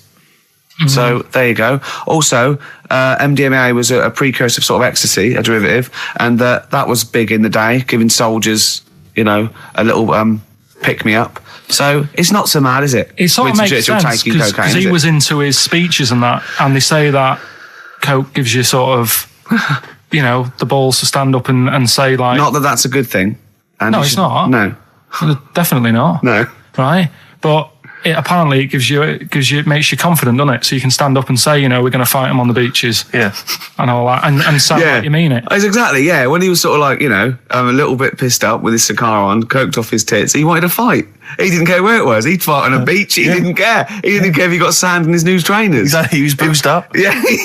You want to fight. Yeah. That's why he was coming hard. He was very much, you got to think of him as the Liam Gallagher of his day. Yeah. Oh, dear. Are we allowed to talk about this? I mean, I don't mean in terms of referencing drugs, but are we allowed to... Is this like libelous to Winston Churchill? One, you can't libel the dead. Yeah, but two, it's a is lot that only in America? I'm asking, and we're not saying, you know. Two, I think you'd probably going to also a fair comment. Three, we say we were joking. Yeah. 4, it's a satire. Yeah. 5, we love him. 5, we're not condoning drugs in any way. 6, this is Dermot O'Leary's show. I didn't have a go at him anyway. I said he's all right. If there's any law against Rasputin, we might be in trouble. Law against Rasputin. You did willfully Rasputin. Yeah. All over the airwaves. You did slag off Russia's greatest love machine. Yeah. You didn't shoot him till he was dead, did you? Oh, put some poison into his I'll tell you this, if there's any other historical questions that people want answered, then we're the men. Because really, with the three of us, our knowledge of the fact that the Hindenburg was filled with helium. Yeah. The kind of coke habits and various drug habits of Britain's most famous political leader. Yeah. We've got the answers to all of it. Einstein. Go on. I found out in the week that he didn't talk till he was 6. See, it's all these people who are weird. Churchill couldn't read, could he, till he was about 8 or 9? Really? Yeah. So there you go. He got a D in history apparently, GCSE. Just one better. And the story, it's all sort of you know, how he's being pushed about by his again. That's not literally. By his wife, she's wheeling him about. What do you mean? She's wheeling him about. They go to a party. Everyone sort of looks round and looks at him. What makes you think that he's in a wheelchair? What's the clues? What's the words? There's loads of little things. It's like, like I say, something about his wife walking around with me and all that. Well, of course she is. She's pushing him about. But walking around. If someone said, she was walking around with me, I'd think they were both walking around. There's a few. But that's not. There must be another. There must be a reason why you suddenly thought that fella's in a wheelchair. Right. My wife's walking around with me. Put on your makeup, and I feel all right. No, and she's always saying, "Do you feel all right?" And that she's always asking him how he is. Yeah, but she's just listen. Let me play it, right? And try and picture the scene, right? But now I'm only thinking of a little fella in a wheelchair. We'll have a listen to it, and you know, just everything that's been said. Okay. Understand why I'm thinking what I'm thinking. No, never. Right, you ready? Yeah. No clue yet. Yeah. He's just sat there watching, probably. No. There's no. Wait until he's done. Yeah, no clue. Okay. No, that's all right. Well, that's just a woman getting ready, and he's fine. Yeah, he's just sat there and he's got, to me, he's got a great pair of legs. Right, well, he's sat there in the wheelchair. No, he's not in a wheelchair. Listen. Right. Yeah. Everybody looks at him. No, her. He's saying she turns heads. Walking around with him. Yeah, walking around with me. We're both walking around. Are you alright? Yeah, nice thing to say. He's alright, right? Yeah, he is alright, because he's got a great pair of legs. Right, he might not have any legs and that, but he's happy. He has got legs. Right. He has got legs. I don't know why you think he's in a wheelchair. There's no clue whatsoever. It seems to be based solely on, do you feel alright? Yeah. Which she's you just only saying say that because they're together at a party. Maybe he doesn't know anyone else there. Leg. So he can't drive. because he's drunk, probably. Oh, he's had is a he great though, is time. He's been dancing Puts him to bed. because he's drunk. Wow, is he though? He's turned out the light. His hands work. Is that it? Yeah, there's no clue. But the thing is, that's what I'm picturing. But that doesn't mean it happened. You picture people that are half man, half moth. It doesn't mean it's possible. Do you know what I mean, Karl? What you think is usually not true. Suzanne is totally right. There is no reason. I have never, ever thought that Eric Clapton was singing about a little fella in a wheelchair. And the one clue in that, there's two, isn't there? Are you alright? Oh, let me say that, little cripple. Right, and, I'll give her the car keys. Oh, why is she driving? He ain't got any legs. Pushing him around and that. No, pushing him around. So he'll do one more next week then. Could do that again, it's Oh, fantastic. Waiting on a Friend by the Rolling Stones. Yeah? Go on then, Karl. On XFM 104.9, Ricky Gervais, Steve Merchant, Karl Wilson. Go on. Right, this one. Remember Blockbusters? Uh-huh. Right, this one is good, and we'll do this one. Rockbusters. And remember how Bob Olmus used to give you a letter? Yeah. And it'd give you a question, and the answer to that question is that letter. Yes. Right, well, it works like that. So if I said to you, we'll test it out on you, Steve, right? Right, welcome to the show and that. Hello. Let's play, right? And I say, right, your first one is W. Mm-hmm. And the cryptic clue, because it's done like crosswords. Okay. So not quite like Blockbusters. Well, this young man prepared for his death. And it's a W, so the answer. And it's not always going to be like our sort of music, it can be any sort of music that's out there. So the W is the name of the answer. I understand that, but is the answer always the band name, or is it? Yeah. It's always the band name, is it, or the artist? Yeah. And so would the W be the surname, or would you have both the initials if it was someone's name? Would Elvis Presley be EP? Don't get annoyed, Karl. These are questions that I knew would be asked. I know because he tested it on me. So you've got to tell them. We That's need the to know point. the rules. If it was Elvis, I'd probably do E. No. Give him the answer. Give him the Right, answer. did you hear the clue? No, give me the clue again then. So the letter is It is a W. cryptic clue, and the It's clue's W. fine. Listen, but- and the go on. clue is, this young man prepared for his death. This young man prepared for his death. Yeah. This young man prepared for his death. And it's a W. And it's his first name. That's what he needs Well, to see, know. that's the, yeah. Yeah, but I don't... Well, shouldn't we have the initials? Wouldn't that make it easier? I mean, Yeah, wouldn't- but they didn't do that on Blockbusters. It just had one letter. No, they did. If it was if The gold run they often had us for 3 or 4. Did they? Letters, yeah. but it was normally just one word. It wouldn't have been a name or something. All right, then. W. W-Y. W-Y. Will Young. Excellent. I Right, didn't so understand it. What was this the young clue? man... Prepared for this young man. So he's sort of mixed, sort of cryptic. Yeah. But I mean, it's a good effort. That's better than Yeah. usual. No, it's that is it's better than It's not usual. bad, is it? So do you want to play? Let's play Rockbusters. Yeah, Rockbusters. All right. Sam, Hello. is it sounding all right today? It is. It's just about. All right. Cheers. Danny's worth. Right. Then. Yeah. Well, And so we've got Sam on the line. Who else have we got there? So we've got Tim as well, haven't we? Hi there. All right, Tim. Tim and Sam. Right, You okay. sound quite similar, lads. Could one of you affect an accent or something? Which one's Tim? Yeah, it's me. Okay, which one's Sam? It's Sam. That's slightly deeper. Bit Slightly deeper, deeper. yeah. Sam, yeah. And they're not against the clock anyway, are they? So it doesn't really matter. I suppose not. So I think Steve just wanted a bit of variety. you Okay. you understand the rule, lads? Could you explain them to us? Right, play it. Okay. Hang on, wait. Well, let me explain, because I mean, life is too short. Now, Karl's going to read out, say 3 clues, yeah, and just shout your own name and answer it, or shout the answer. Shout your own name, then the answer if you know it. And it's the person who gets the most right.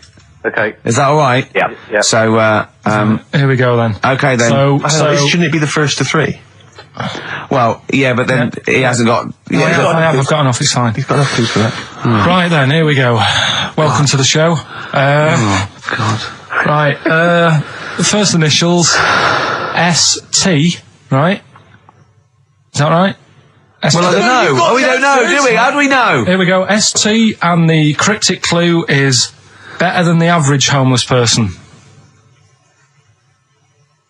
Okay?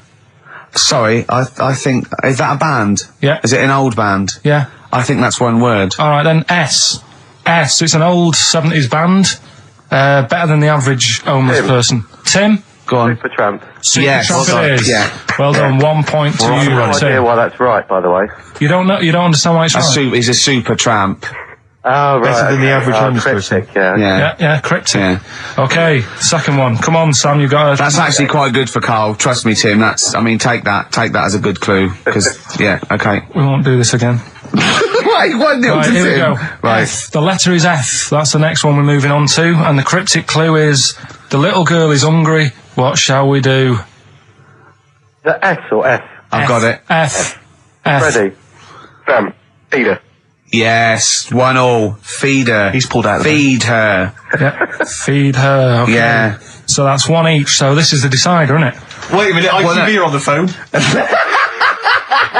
Well, you said first to three, so no, it's not, is it? That's what I said. Just do the three clues and who gets the most. Okay, well, we can do that now. So, here we go. I love this. This is rubbish. Go on. So, here's the last one. The initials are AK, right? And the cryptic clue is exploding pet. Shout out your name if you know it. Last orders at the bar, please. Last orders at the bar. Exploding pet. AK.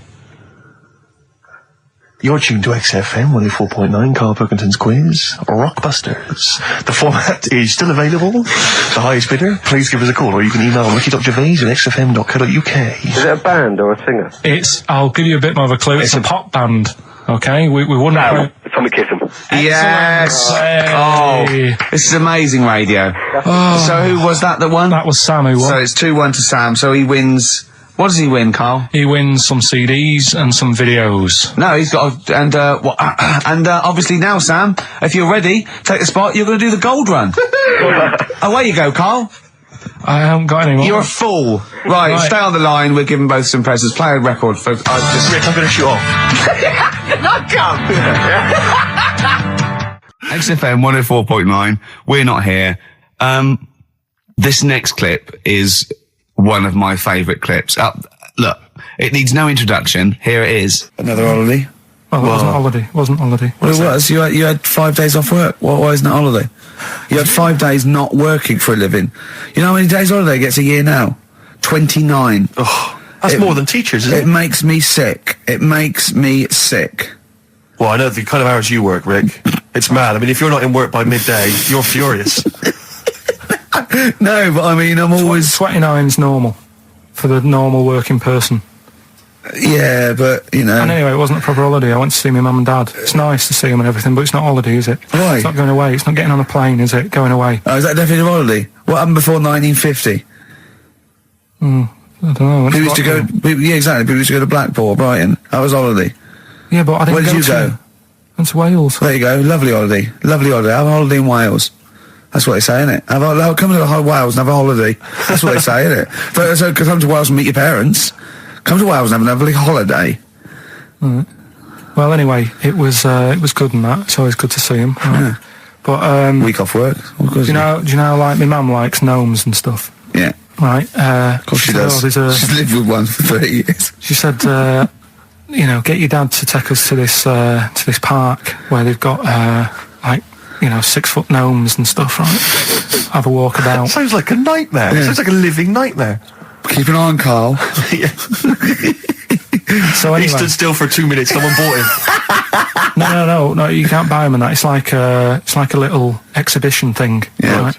And it's part of a hall, right? This big hall that you have to pay to get in. But we didn't want to see the hall. I just wanted to see the gnomes. Of course you did, yeah. So anyway, my dad says, yeah, well, we can get in there for free. Of course he did. Clever. Right? So we parked up on this little country lane, right? No one about. We walked How much down, was it to go in? Like £2? about £3 each. Yeah. But he said, well, yeah, but if you don't have to pay, do you know what I mean? You enjoy it even more, don't you, when you're walking about and you think, I've got this £3 in my pocket, no one's having it. Yeah. Right? No, looking over shoulder for a bloke with a peak hat saying, can I see your ticket, please? I wouldn't enjoy it more, no. Go on. Yeah, but you don't worry about it, do you? You got a bit of money now then, Rick. You've changed. So anyway, so we had to walk across about 4 fields. For £3! Right, and what happened was we're walking through all these fields and what have you, big grass and muddy bits and all that, 'cause it'd been raining, and climbing over fences and stuff. And we're in this field, right, and I look to my right and there's about 30 cows all staring at us, right? And Suzanne started to panic a bit. She said, we shouldn't be here. Dad says, of course we can, we're allowed to go wherever we want, all this land, it's ramblers' rights and all that stuff. Yeah. And you can take a cow if you want, unattended. Serves him right for leaving him in the field unattended. I'm having one. And keep us fed for a week. Anyway, these cows start surrounding us. Surrounding us. Oh, brilliant. Oh, no. Face off. And Suzanne's panicking, going, this isn't right. We're not going to make it to the fence in time. They're moving faster than us, and he started sort of running a bit. Wow. And it's like some kind of bovine West Side Story. A gang of cows coming at you. Don't worry about it and stuff. But my dad had to sort of stand there and wave a stick at him. Of course. And we got away, but Suzanne was having a bit of a sweat on. Got away. Saying, we could have got killed. Sure. And my dad saying, nah, it never happens. And I just wondered if it does, if there's a risk of... Yeah, it is rare, but there's been a couple of cases of being trampled by cows. They're not aggressive, they sort of run through you. Well, they're aggressive if they've got a calf. They have kids. What? They had kids with them. Kids, yeah. That's goats you're thinking of. Yeah. Maybe they were trying to sneak into the gnome thing, and they were worried that if too many people did it, and they thought some cows, we can just sneak in. They were cows, trying, no one's expecting cows. And the cows were going, walk upright like you're human. Don't walk upright. They thought you'd blow their cover. Yeah. Yeah, people have been killed by cows before. Yeah, that was the highlight, and then... So when you arrived there, you were presumably covered in mud, looking like something that had just come from Glastonbury, staggering around this exhibition. It wasn't that bad, it was just a woods, and it had a funny sort of funeral, like a graveyard thing. Right. Yeah. With bodies sort of hanging out the ground and that, and we had these 6-foot gnomes. Right. And then we just set off again, walked back. But you sure this wasn't a dream? No, it was good. And... called up Ricky, I said, right, are you about? Have a chat and that. So he said, I'll just come round, it's a nice day, have a drink and what have you. So I got round there at about 6:30, right? Go up to his door, knock on his door, right? He stood there with his tackle out. Oh. Yeah, what did you make of that? What was wrong with that? What do you mean, what's wrong with that? Why were you looking at it? Why were you looking at it? I tried not to look at it. But again, you're always sort of attracted to it, aren't you? Kind of I've never been attracted to another man's tackle. I don't know what you mean. You can't help but have a little sly look. Especially when it's there. When you ring the bell, and I mean the one on the door, right? And that's hanging out. And does he dress to the left or the right? It was to the left, right? Yeah, it was left, yeah. Just popped it out of my shorts for him. Just popped him out of the shorts. Should have seen the state of him. Shorts on, no top, cigar. Looked like someone out of The Sopranos. It was a mess. Yeah. And then, we sat on the balcony drinking wine, didn't we? Did you pop it back in, or was it... Yeah, I popped it straight back in. I got the laugh. Sure. I got the laugh I wanted. Yeah. He walked in, he went, it's not that hot. Straight away, it's not that hot. Oh, brilliant. Then, was that knob news, or is there more? no, it's got more knob news. That's just a taster. Just a taster. Listen, let's play some adverts, let's play some great music, and maybe we should have some early knob news. Early knob news coming up. XFM. Do you believe in God, Karl? Don't know, I don't really worry about it. It was ages ago, wasn't it? So, if it's about, whatever. Not that bothered. Adam and Eve is pretty interesting now, isn't it? It's not, well, how is it interesting? He made man out of dust. Then just because he could, he's having a laugh. Then he made her out of one of his ribs. Again, he'd like to vary it a little bit. Then they had 2 sons, which gave rise to the entire human race. What was going on there then? What would have happened if they didn't get on? That's interesting. Sometimes with pandas, they don't fancy the other one, do they? They go, well, that's my choice. One. You've brought me one panda from Lisbon Zoo, and I've got to shag that. What if I don't fancy it? What if they bring in a right slapper? Do you think what if it's the equivalent of like Love Island? Well, I Whatever it's imagine called. it was like Celebrity Love Island. Yeah, and they're going, I am not shagging that slapper. Every panda in the world has seen that dirty old mott in magazines. Why am I meant to mate with it? I've got some dignity. Are you talking about Adam there or Panda? Was that... either is fine, I suppose. No, bad Do you think that Adam had any say? When God was making Eve, was he saying, can make the boobs a bit bigger, would you? And I'm a blonde guy, I'm into blondes, really. I mean, I don't know, did he have any input, or was it just... I don't know. Well, I suppose it was one of his ribs. I know, but it's probably restricted. You go, well, I'm working with a rib, Adam. Give me a break. There's only so many things I can do. Well, he was probably in kind of intensive care, wasn't he? With the whole. They go, well, I can't just keep making the boobs and things bigger because their legs will get shorter. I don't mind short legs. Yeah, make the legs longer. I don't mind no legs. I don't mind no legs. As long as the boobs are sizeable. I tell you what's weird though, Steve. Right? Everyone's heard of like Adam and Eve. Yeah. What's the surname? Yeah. Where'd they get their post from? Unbelievable. One of my uncles, right, Tattoo Stan, he's just caked in them. Right. I don't think he's my proper uncle, but he's just like my dad's got Tattoo Stan. No, my dad's got. That's a province in Russia, isn't it? My dad's got loads of mates who. When you say he's not your proper uncle, do you know how, like, when someone comes around, you're alright, Uncle Stan? Yeah. Do you know what I mean? And my dad had loads of mates like that. There was John the Screw. Right. So he either works in a prison or he likes to have sex. Cab driver. Okay. There was Jimmy the Hat. I don't know why he Jimmy did. the Hat? Yeah. And, did he wear a hat? No. No. There was Fred the Veg. You sure he wasn't a relative? Sorry. Fred the Veg used to get us like big bags of potatoes and that. Fred Veg, okay. And there was Tattoo Stan. Right. And he was just caked in them. And I used to always look at him thinking, why have you done that? I must have only been like, 6 I or suppose 7. if you're born with a name like Tattoo Stan, exactly, you're destined, aren't you? Were really? they like a 1950s gang? I'm worried about doing a bank job. What was his name? The Hat? What was his name? Jimmy the Hat. I'm worried about Jimmy the Hat. Yeah, not having a hat. I don't understand it. Are you sure he didn't have a hat? Not when I met him. Did he ever wear a hat? I didn't see him that much. Do you think it was a joke, like, when your mate's sort of like, 8 foot and huge, you call him Little John or Tiny? Do you think? Well, the fact that he never wore a hat. They went, hold on, I've noticed something about Jim. Go on. No hat. And I go, oh, true, let's call him Jim the Hat. Jim the Hat, yeah. But my Uncle Stan, he had like loads of them. He did them himself. Oh dear! And it was always that thing. God. What was it? Things like he had like the cross cut here, made in Britain. And if you're going to do them yourself, I'd say at least make sure you're sort of a good drawer. Yeah, and don't do it in the mirror so it comes out backwards. Well, that was the other thing. But like, I remember he did. Names are all right. He had like all his kids' names down his arm.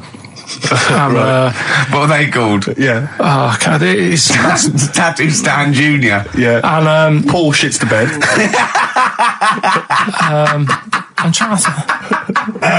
Oh, Wabbai Kate. Yeah. But he had. Frankie never amounts to anything.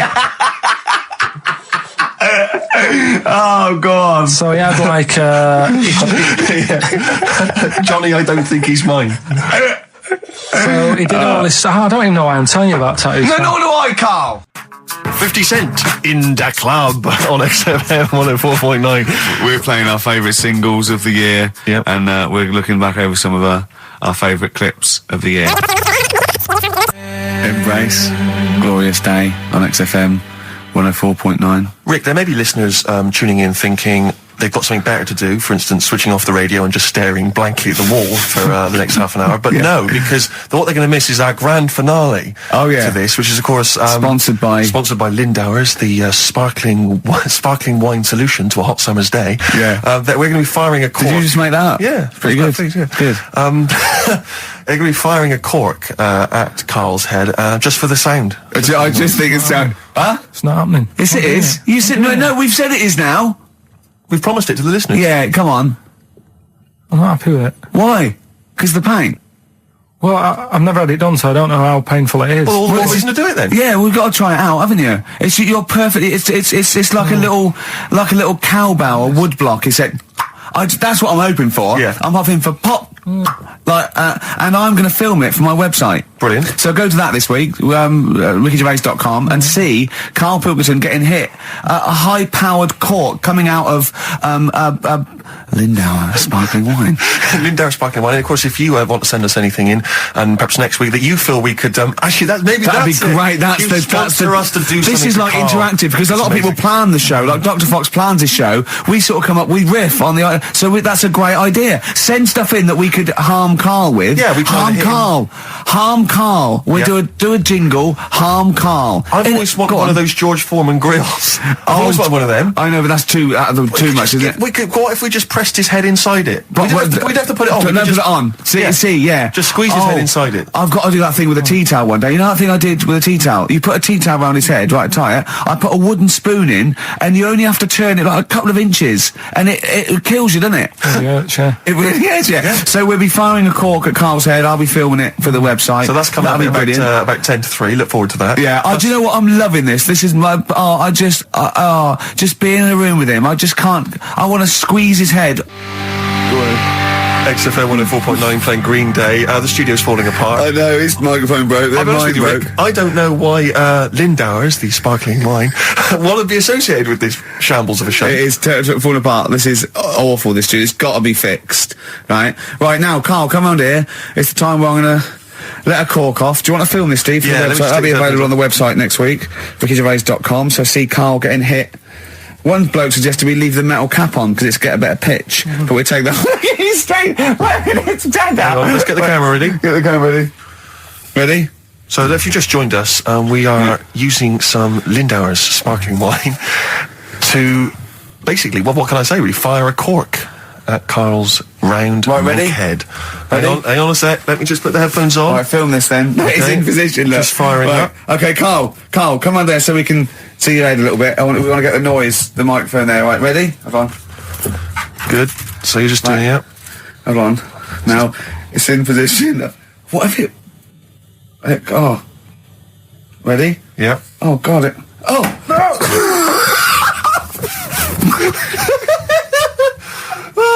It's like Jackass. Did it hurt? Behind me. What do you mean? Did it hit you? I sort of just. It went off. It went off course. Did it? Just glanced at it.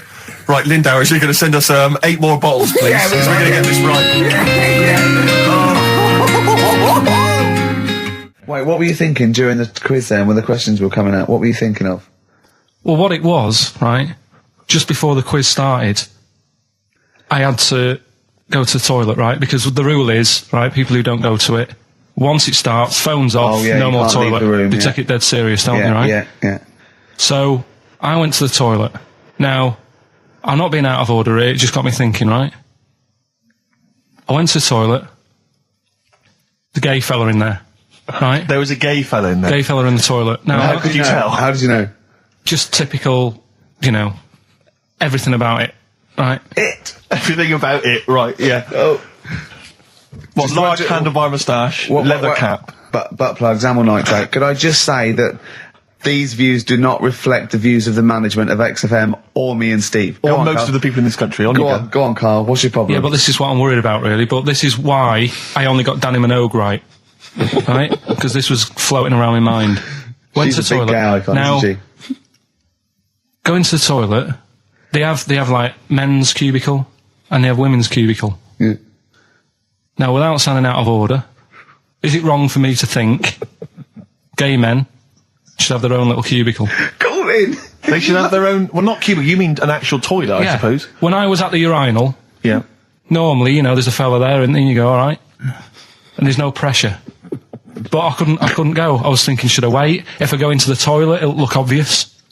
Yeah. I had loads of pressure, and But this was what were going you on. worried about? I'm so sorry. What were you concerned about? Viewers? I'm so Well, sorry. it's like, right, listen, when I was a kid, right, and it's all right for you to go into women's toilets when you're a kid, it's like, oh, it's a bit cute, right, as long as you're not, like, over 15 or something, right? Right. But when I was a kid, I went into a toilet, and women, when they use their little cubicles, they don't shut the door. Some of them just sit down on the toilet, right, and you see everything. And,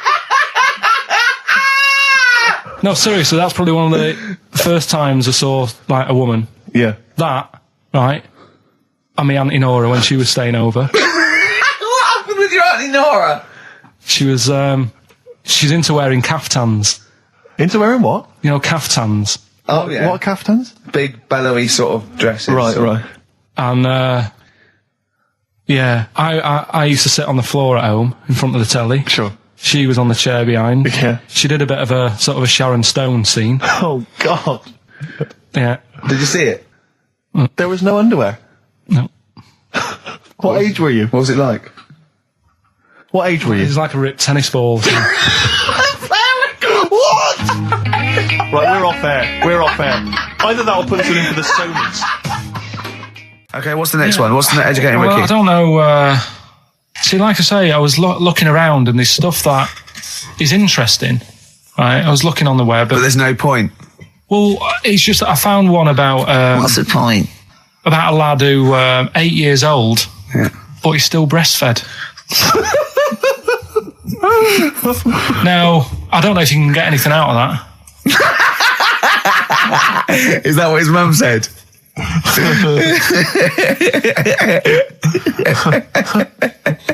What do you mean I don't know if I can get anything out of that? You don't need to. No, it's just that, Where did you read that? That was on the internet. Oh, well, yeah. You're always unspecific when you mention it. It's just it was on the internet. Well, I'm trying to think what I put in. I think I put in Y to see if I'd confuse a computer. And then, Go! You are... No, I did, No, honestly. I did a search, put in why, and it came up with funny things that, like, why is this person doing that? Why is that? And it had a picture of this 8-year-old lad, sort of, on his mum's nipple. And it was saying, is this healthy? You sure that wasn't asking you that question? What? I put in why? Just to confuse the computer. Like, the computer go, what do you mean? Yeah. Stop it. Yeah. Oh, look, last week I was walking home with him and I went, he was saying so much stupid and I went, I've got a competition for next week. Let's do a phone in and it's called Karl Pilkington, Genius or Fool. Yeah. Right? And he went, No. I went, why not? He went, well, it'd be confusing because they say there's no difference between genius and being a fool. They do though, don't they? No, but it's rubbish. And people say there's a fine line between madness and genius. And, it's a ridiculous soundbite. They don't say there's a fine line between a genius and an idiot. Well, the people who do are idiots. Yeah. So what would you do there, though, just to sort of wrap that little thing up? What would you do? That lad loves his mum's milk. What are you asking me to come up with? No, I'm just... A title for the story? No. It's just what would you do?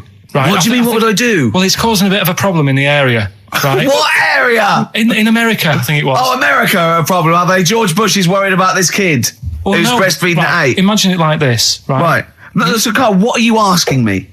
About this spurious story you saw on the internet? I saw on the internet, there's an 8-year-old lad, he likes his mum's milk, and it's saying, is this right? Should it No, be it's going not. on? But what do you want Ricky to do about it? It's not his responsibility. Yeah. No, but the little town that he lives in, they're all causing an uproar, right? Going, this isn't right. I can't let my kid play out in case he's in the garden with his mum getting a bit hungry, right? So, what should they do? Because his mum's saying, well, he likes it. Yeah. And he, what do you do? I don't know the laws. No, but I'm not asking you to sort out the laws. I'm just saying, if you lived in that neighbourhood, what would you say? If you went up to him and said, look, everyone's getting a bit fed up with this, look. I'd say, what would I do? What do you mean, what would I do? What are you asking me? Right, it doesn't matter. No. What are you asking me? What are you asking me and Steve and the I'm public? just saying, say if you live next door to this woman. Yeah. Right? The kid's hungry, 8 years old. He's out playing on his bike and he goes, Mum, I'm getting a bit peckish. And he goes, all right, son. She whops one out. And he starts having his milk, right? You live next door, you're putting your washing out and you see this going on. You're getting a bit sick of it because it's gone on for months. 8 years, I assume. Why is it your business? Why are you such a nosy neighbour that you're concerned? What would you do, Carl? Let's turn it back on him. Yeah. What would you do? What's your solution? What would you do? Well, I thought I'd say, right, why are you doing this? And she'd say, because he likes it. And I go, all right then, put it in a bowl first. And you think that would sort that out? No, because I was thinking about the whole thing, right? And you do that when you're a baby and everything's all right, innit? Yeah. No one bats an eyelid at a little baby having a bit of milk from its mum's breast, right? Yeah. You'd almost say it was natural. But you grow out of it. It's like you don't see. It got me thinking about things you don't see. And you don't see. Did you put this into a computer? Show me things you don't see. What else don't you see? Well, you don't see like an old man having a Twix. You never. So what? You know the terrible thing about all this, Steve, is he's right. You don't see an old man I eating a know, Twix. that's a terrible thing. So what they have got, right? They've made old man toffees, haven't they? They've come up with Gervais. Is that a song? Oh God! You don't see it. So they've got their Werthers, right? Yeah. So, look at him. You think he's giving a lecture at Oxford? It's not going anywhere. No, go on. Sorry. Go on. I'm just saying. Right. You grow out of things. Yeah. And the old man, I'm sure when he was a kid, he'd have a Twix. Yeah. But now it doesn't look right, so he's having. It doesn't look right. So. Right. I don't think Werther's originals were specially designed for old people. I think they were sweets that just happened to have been made for years. That's why old people eat them. Yeah. They didn't go, hang on, there's a market here. I've noticed old people aren't eating Twixes. Quick, let's make some old man sweets. But the little advert, he gives it to his grandson as well, doesn't he? He goes, I have a Werther's original. I think it cuts though before he throws it back in his face and get me a Twix. That was the record before us, and here we are pre-recorded because we did this a few weeks ago because we're not here at the moment, are we? We're away in that. I'm Ricky Gervais, with me Stephen Merchant. Hello there. And Karl Pilkington. Well, he's not actually with us. He's on he'll be in some of the best of clips that will be coming up shortly. Yeah, this is just us, isn't it? This is just us. We did this, when did we do this, Rick? A couple of weeks back. Hold on, what is it? What it's the day 27th today. Yeah. I enjoyed Christmas. I loved Christmas. I loved Christmas. I had a great time. What did you get? Loads of presents. So did and I. I'm glad they made it to number one. I'm really glad. Stroke, he, she. Yeah, I'm really glad that the pop idols, Cliff Richard, Westlife, made it to number one. Bo Selector. Yeah, just delete that. Okay, well, we're going to play some of the best of, some of the greatest moments of the last 3 weeks. Yeah. Ever heard on XFM 104.9. What about this? Do you remember this one? Oh, which one is it? All right, so here's the first bit. Right, there was this. This is what it's like about getting presents and stuff, right? With my mum and dad. Go on. My mate Colin, right? Colin Bacon? No, Colin Bailey. Oh, right? yeah. He had a little Sinclair Spectrum, right? Yeah. Computer, which was like the thing to have at that time, right? Yeah. Used to always go round to his house. The deal was Not the one you had to play through the window because you weren't allowed. No, that's another lad. Oh, right? yeah. This is a different lad, and the deal was he came to our house, and my mum gave him a pie, and then I'd go round to his, and I'd stay there for a few hours playing, Hungry Horace and stuff like that on it. Sure. Right? Now, my mum and dad knew that I really wanted one of these computers, right? So I waited about a year. Came round to Christmas Day. I thought, I reckon might have one. Turned out they bought me the wrong one. They bought me a ZX81 instead of a Spectrum, right? And Christmas Day, I'm there trying to load the games up. It's not working. I'm thinking, what's wrong, right? And the thing with me when I was a kid, I used to get quite sort of agitated. This is the moment. Right? I found out that it needed a RAM pack to make it work, right? Looking in the thing and it's saying, and make sure you put your RAM pack in the back. And I was like, oh, where's the RAM pack? And my dad's going, I don't know, I've got you the main bit. That's it. So, I was that wound up, I just was sick, right? Just sick. I didn't feel sick or anything, I just was like, oh God. Went to the sink, just sick. Because I was that on edge about it. I said, come on, we've got to get one. And my dad's like, Tandy's shut, we're not gonna get anything today. Ruined again, Christmas Day. That was after the year when my train set got blown up by our kid. The following year, no RAM pack. And now you ask me, why don't I get good presents? He's scarred. He just I'm gonna die. Honestly, I'm gonna die. He's just screamed sick. Yeah. There's no RAM pack. Did you get to the bottom of it? Why wasn't there a RAM pack? You have to buy them separate. Oh, It's one of them cons. What do you mean I can't play Frogger? Oh no. So, wasn't there another incident when you threw up? Spontaneously threw up? Through sheer anxiety? I do get it. It's not so much now because I've relaxed a bit, but as a kid I used to be quite on edge all the time with certain things. Do you think that's what happened to your The cat wind. that kept being sick? That it didn't get the food it wanted? And it just threw up? Do you remember that? Yeah. God, so they shaved it. No, like, again, I spoke to you in the week, and I had much better things, like when I tell you about Brian Blessed climbing Everest, and for some reason it made him, it played havoc with his belly, and he followed through, and he had to clean up. Shut himself? Yeah, using ice and snow. Why are you telling me that Brian Blessed, in what way is telling me that Brian Blessed shit himself once in any way educational? Because I was saying how he was climbing Everest, right? Right. I give it to him, he's an actor and that, but he gave that a go. Yeah. Right? It played... What's the point of that, you'd say, wouldn't you? You'd say, God, he's you know... So he's alright. Me doing a boxing match for no reason is rubbish, but him climbing Everest and shitting himself... Yeah, he did that. Is commendable. Right, and he's only gonna, go and do it again. He's gonna climb it again. Yeah, but he might not shit himself this time. Yeah, what's the point in going? Nothing's changed up there. Yeah, good point. Yeah, Should be. Well, it has. They've probably cleared it up by now.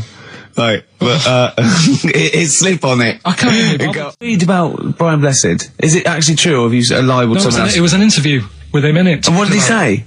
Oh, Come on, what did he say? He said I climbed Everest and I played havoc with me belly. Let's talk about it next week. We've really run out now. Oh, you're a fool. 3 holidays Carl's had this year, last year. Yeah. I'd love to have 3 holidays. You've got to start putting the work in I there. had 2 holidays then. No, you had 3 holidays. You went away with Suzanne and her parents. Yeah, well, that doesn't count. It does count. If you book 2 weeks off the firm, you go away and you go, how was your holiday? Go, well, it didn't really count. It wasn't a really good holiday. Can I have them days back, please? My New Year's resolution is to be nicer to you, but Well done, sense. you've already broken that. No, but talk sense. Talk sense. You've had 3 holidays this year, and I'm just saying, you're in your 30s now, and 30s is when you should be really putting the work in. That's true enough. To reap the benefits in your 40s, 50s, 60s, 70s, 80s, 90s, and 100. Carl, what's your New Year resolution? What about think before you speak? It's worth... See, I'm allowed to laugh. I'm allowed to laugh at things other people say, Carl. That one, that is a good suggestion. How was your holiday, Carl? It was alright. Right, brilliant. But that, I don't see, on the ratio of good to bad in Carl's mind, that might be amazing, because we never It might hear be him amazing, singing the mightn't praises it? of anything. I'll tell you what, can we have, a cracking little tune and then come back and hear about Carl's holiday? I'd love to do that. Let's keep it tight. Love to Tear Us Apart by Joy Division. Now, I can't put my finger on it, but that doesn't sound like the original. And it's off a compilation. It sounded a bit fast. I think the vocal was slightly different. If anyone can, put me out of misery, I think it might be in a session of the time or something. Carl, is it a New Year resolution for you? Another one. Maybe when we ask you to get a song, get the original single version. I could be and wrong, not some but obscure session. Yeah, it does seem different, doesn't it? Very odd. Yeah. Maybe we just remember it wrongly. But anyway, that's XFM for you. 104.9, I'm Ricky Gervais with me, Steve Merchant. Karl Pilkington. Karl, you went to Lanzarote. Yeah. People said don't go to Lanzarote. They told you it was Lanzarote. They told you, were they right or wrong? You were right, yeah. Really? Yeah, it's a bit ropey, yeah. Is it? Why? Just, out there. If it wasn't for the volcano they had, it'd been knackered. That's their big draw, is it? That's it, basically. That's all they've got going for them. When you landed, was it really hot? Were you quite excited? You were thinking this is okay? It was warm. It's, we can't complain about the weather. The weather was all right. Sure. You know what I mean? That's what I went for, but it'd be nice if there just was something else. Yeah. What did you do all day then? Did you read your ritual book? No, I didn't read that. I read that book. Do you know the book that I bought and all the chapters were messed up?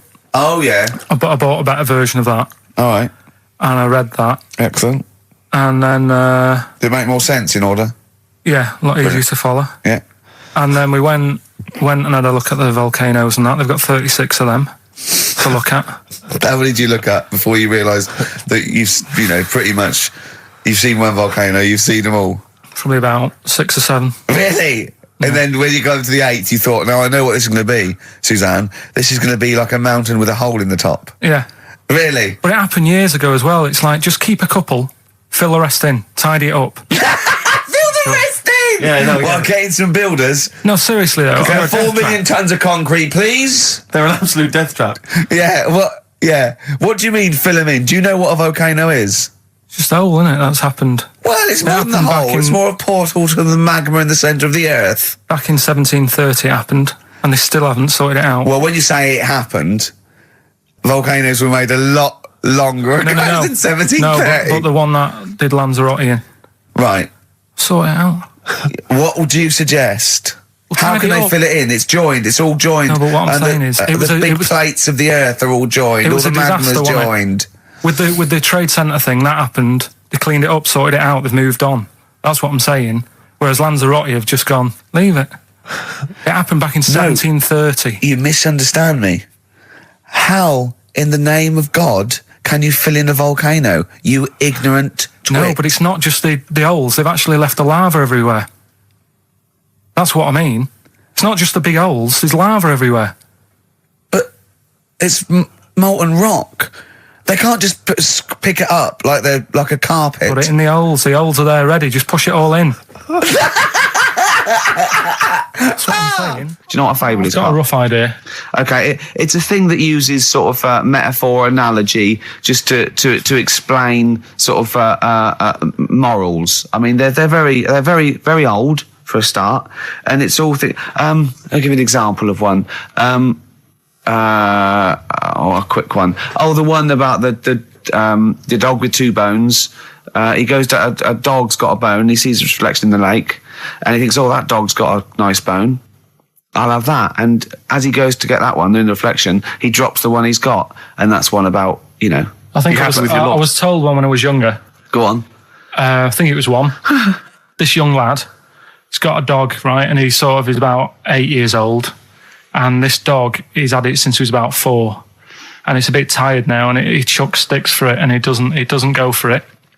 And he's saying to his mum, "Oh, I want a new dog because this one's useless. It doesn't do it doesn't have any fun with me." So they say, "Oh no, but Rover's a good little dog. You should look after it." And he's like, "Oh, I don't like it. I want a new one." So they buy him a new puppy, and it's running around, yapping about, and he's loving it, and he's playing around with it in the grass. And then one day he goes to the park and he's messing about and rolling about with it, and he falls into the lake, right? And the little puppy's like yapping at him, and he's going, help me, little dog's yapping. And then the old dog comes and gets his collar, and it pulls him out of the lake, and he goes, "Oh God, why did I forget about you? You're the better dog." And he loved that one again rather than the puppy. I got a feeling that was Lassie. Well, yeah, that was an episode of Lassie. What's the moral? What's the moral there, Karl? What's that telling? What's that explaining through analogy? Sort of, don't forget the old. Look after old people.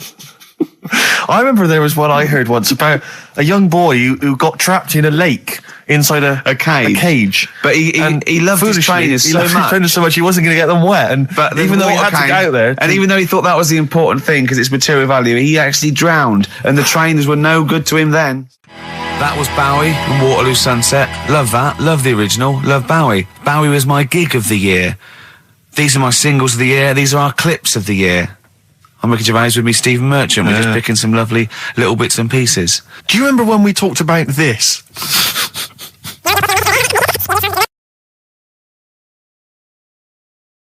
So we just had a text here that says, and I don't know what truth there is in this, as ever, but John says there is apparently a nude bike ride today in Hyde Park. No, I can't believe that's the case because I don't think it's allowed, is it? You can't ride around with your veg out, can you? I don't know. Why would you want to? Well, good point. On a bike. On a bike, I like the fact that that's what disgusts him. I want. Do you know what? If we did appeal for a nudist to call in, I'd want a very specific sort. I don't want. I want a German nudist, a middle-aged man called Helmut. Okay. If there is any, or the closest one to it. So I want a middle-aged man from Germany. If your name is Helmut, you're in. But I'll accept Hans. Karl would be good, wouldn't it? All right. Yeah. I think I'm wondering if the age might. Maybe we could we broaden it out Okay, just a German nudist bloke. Right. Could he at least be fat? Could I find a fat German fella? If your name's Helmut, we're going to give you a big prize. Yeah. But, any fat German fella who likes to get his sausage out. Sure. Okay? It's sauerkraut. Yeah. What's the phone number? 0871 222 1049. It'd be good just to get an email or a text with a contact, wouldn't it? And then I can just call them up in the week. Sure. And 83936 is the text number. I don't know what our audience demographic pans out like, Rick, but I'm suspecting that's probably a fairly small fraction of our listenership. I know, but there must be German someone out there. If you know a fat German who likes to get his tackle out, phones are going. Straight away. Just answer it, Carl. Just answer it. Just potluck. it could be anything. Well, just see what it is. To be fair, it could be a nutter.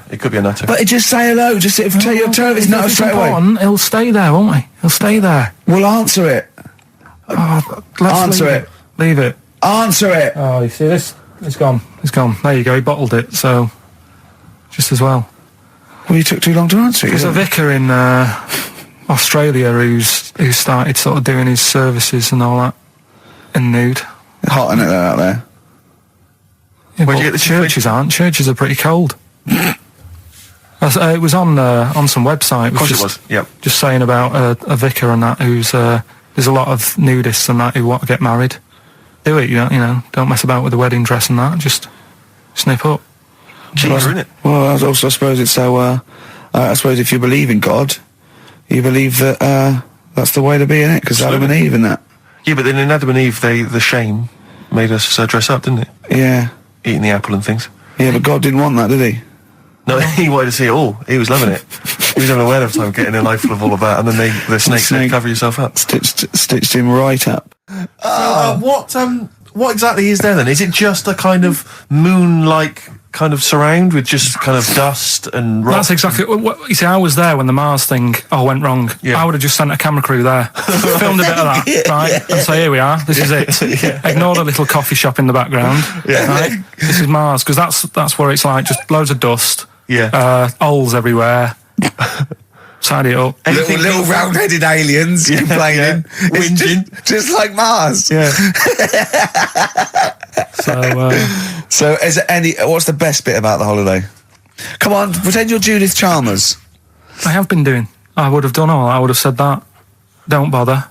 Right. I mean, the hotel was good. Yeah. That was all right. What was that like? It's all right. Just clean. That's all you want, isn't it? See, that's not quite what Judith Chalmers does. She doesn't go, what's the hotel like? All right, yeah, clean, isn't it? All right. What was it like? What was it? 3-star, 4-star? Did it have a swimming pool? What was the room like? Yeah, had a swimming pool and that. Yeah. Yeah, it's good. I think it was one of the better ones on the island. Okay. Nightlife? Wasn't really. And there was a bar. There was some bands playing. Yeah. Not very good. Food got a bit boring. Yeah. It was always the same food every night, but they sort of themed it and made out as if it was different. So, like, on Mexican night, it'd be chicken with a nacho on it. Right. And Chinese night, sort of chicken with a little prawn cracker on it and stuff. Sure. But that got a bit boring.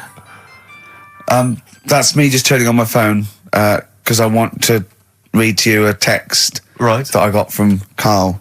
I think you sort of sum up the holiday in this text, don't you? Do you remember it? I can't remember. Let's have a look. Let's have a little look. Instantly, what did Suzanne, your girlfriend, make of it? Similar view to you, that they should fill in the holes? Yeah, it's just that thing, you see, I went on a coach trip, right? And you go and see the volcanoes. Like I say, there's 36 of them. Yeah. Which, how many do you need? And when we're on the coach going round all these volcanoes, the fella on the front's going and look out your left window at the moment, and there's a volcano, and if you quickly look out of the right-hand side there, there's another one. Right. And on the left, it's just like, all right, we've seen it. Sure. Do you know what I mean? Yeah. And that trip, I mean, we'll talk about that trip in a bit. Right, this is the text I got from Karl, right? All right. Been up to a volcano. Been in some dead artist's house who built his house in the lava. They said they would show me science with volcanoes, but all they did was chuck some water in a hole and it shot up in the air. No dwarves in the canteen, no Scousers here, but there is a Swede woman with a big head. She looks effing gormless with a cap on. All right? So a little reference there to... A Swede woman? What's that mean? Do you mean Swedish? Yeah. Or she looked like a vegetable? No, the Swedish woman. But they've all got sort of quite big bill, aren't they? And I sent him a text. Oh well, it's just good to be on holiday because I'm working. He sent back. So am I. Just been watching Sky News. There is a school for monkeys who want to get a band together. Is that monkey news for later?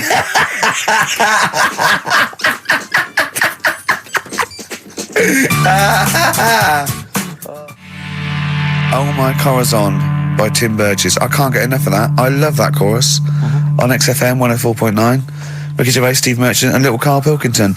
But it was a nice holiday. Yeah, it's all right. It's just, I went there to relax and that. Exactly. Did a little bit of that. Trying to think of some new, features and stuff. Sure, always working. 3 holidays a year, Jesus. Oh, well, not really 3. Oh, 2. Jesus, all but one big sort of like work thing to me and Steve. 2 holidays, isn't it? Work hard, you need the holidays. So, yeah, the things that annoyed me was like, you get bored sat around the pool after a couple of days. I'd read my book. Yeah. There wasn't much going on the... Not even any crabs to throw sand at, was there? No crabs or anything. They wouldn't bother with Lanzarote, right? So, decided to go on a little trip. That's when I saw the volcanoes and that, 36 of them.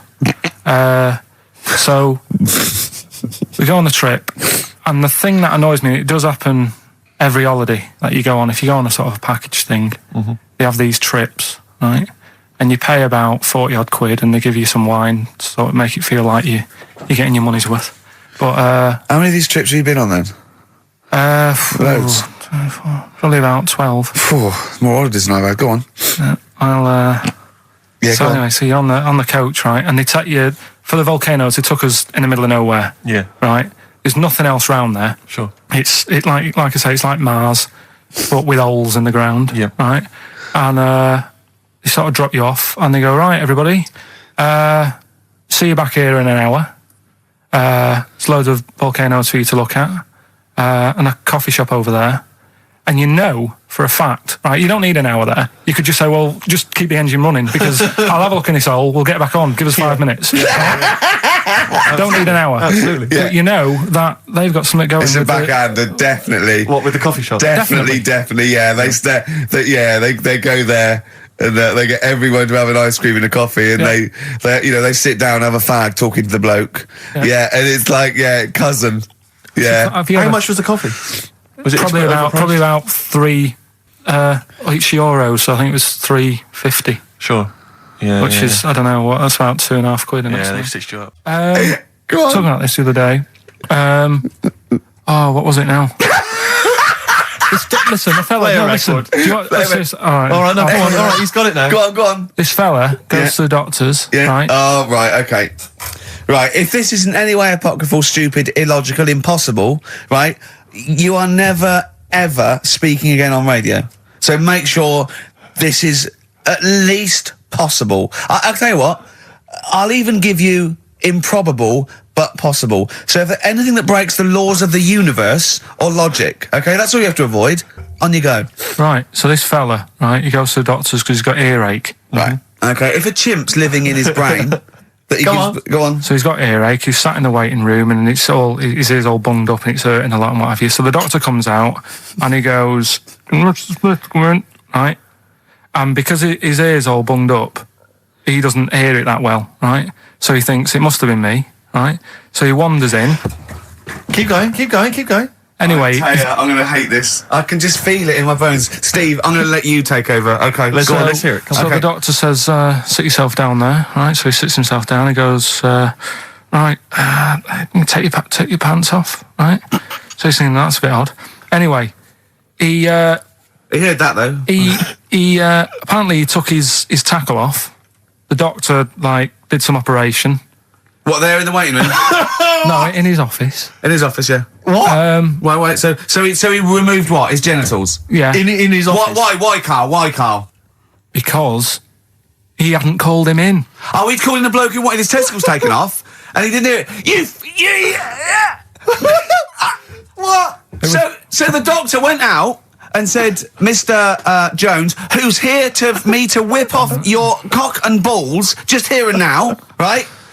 Bloke comes in, didn't it? It must have been me. So the bloke who wanted his balls taken off didn't say, I think he said me. So he didn't interrupt then. So the bloke goes in, he starts taking his testicles off, and he doesn't say, I'm here for me ears. What are you doing with that is a blinding record. And before that, Rick, what do you make of those adverts? They were great, weren't they? I like them, yeah. I'm going to buy all them products on the way home. And that's endorsed by Ricky Gervais. He's won awards. Yeah. Rick, do you remember this?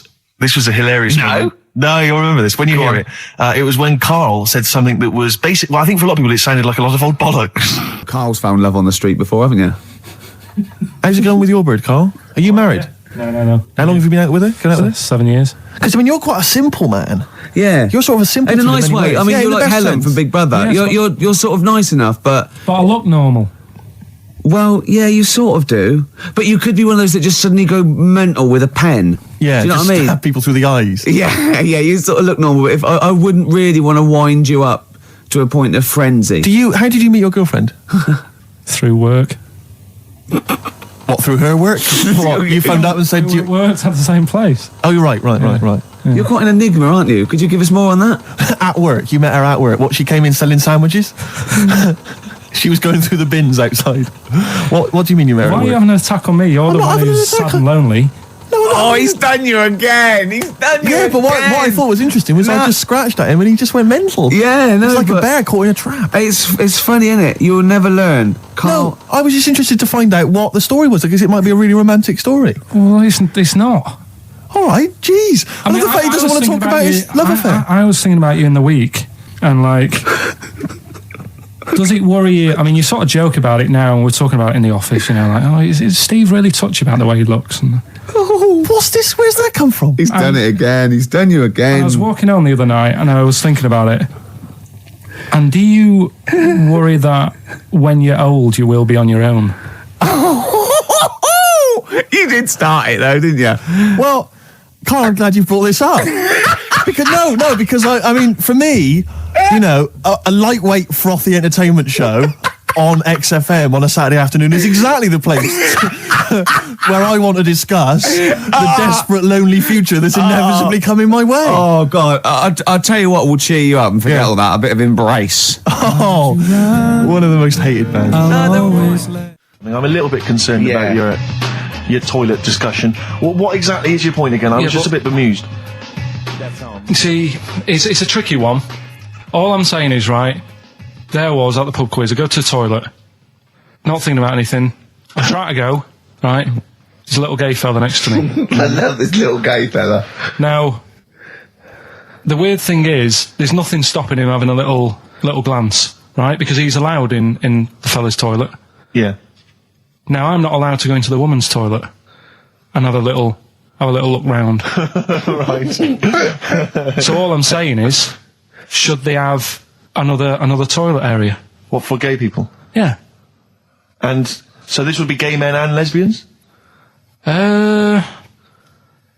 Is that going to complicate things? Well, I can only assume. I mean, to what point? Ask you a question, right? If you're intimidated, that's a shame. But most gay men aren't looking at your knob. You know that. What do you mean? I can only say that 99.9% of gay men who use a urinal standing next to what they assume is a heterosexual man aren't looking at his knob. And what they're doing then? They're emptying their bladder. No, but the thing is, I can't talk politics with Karl. you're saying like, you know, about would you have one toilet for lesbian women and gay fellas, right?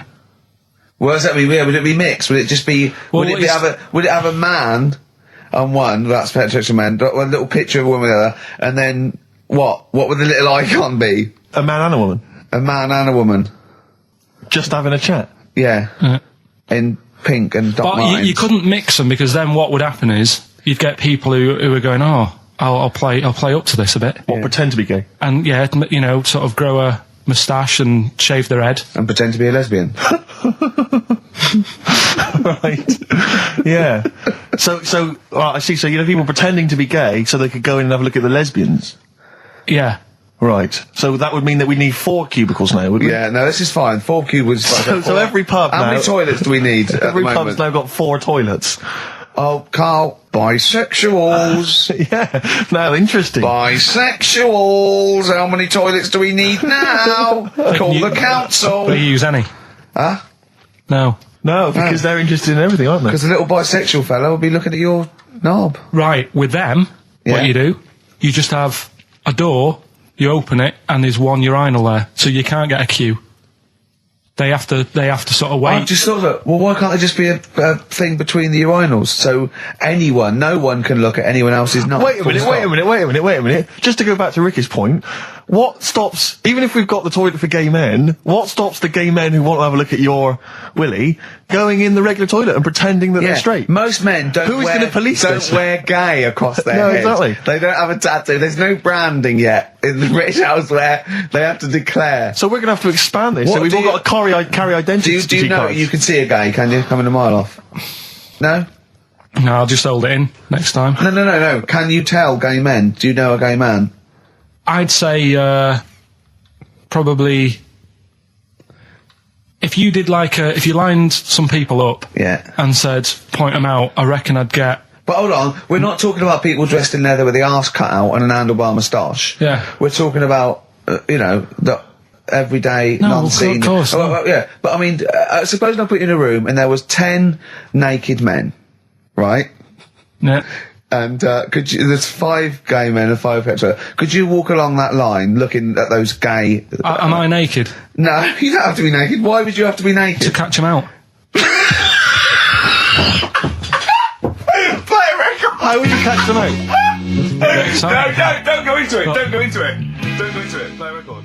Ooh, those boys can rock there. That's the Guns with All Their Roses and Sweet Child of Mine. On XFM 104.9. I enjoyed that. Yeah. That was good. It rocks. I hope the audience was playing it loud like us. Yeah.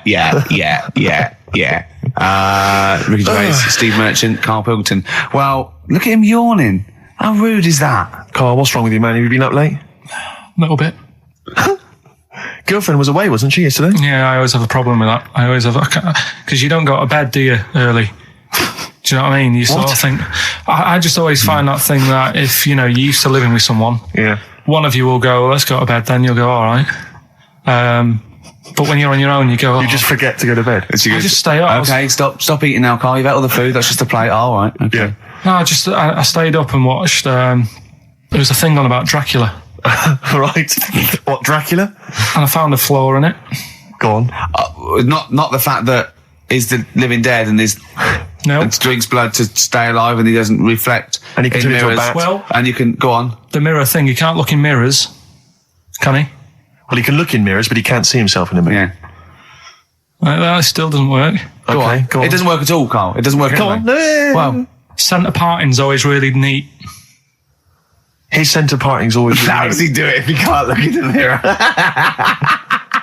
Blood on the floor or something it was called. Rubbish.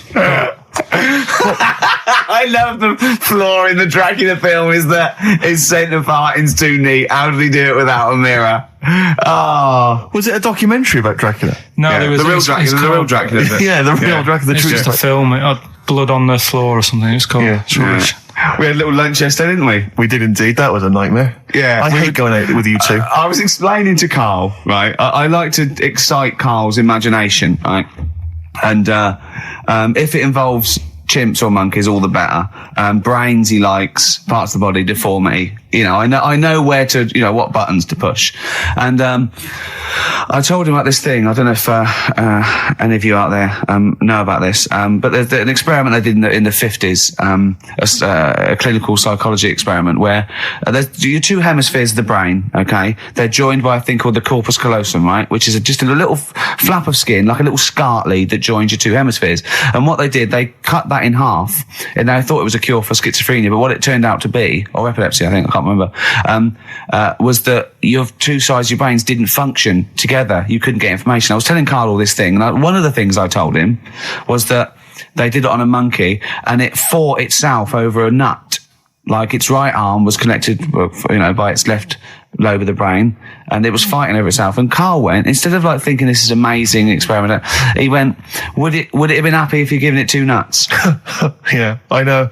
Well, you started off by explaining it. I remember you mentioned, because I was watching the two of you as you were describing it to me, you said, of course, one side of the brain deals with symbolism. And as you said the word symbolism, I noticed Karl drift away from looking at you, pick up his mobile phone and start pressing buttons randomly. And I thought it was the word symbolism that got him. And I noticed it took you just a moment longer. And I think the first thing you said was, when did I lose you? Yeah, I knew I'd lost him. It's extraordinary. And he doesn't even try to disguise it. I said non-locature at one point as well. Right, yeah. And I knew I was dicey with death there. Yeah. But, but I told you tried to look it up, didn't you, on the web? You didn't find anything about it, did you? The spelling of it's, what is it again? What's the word?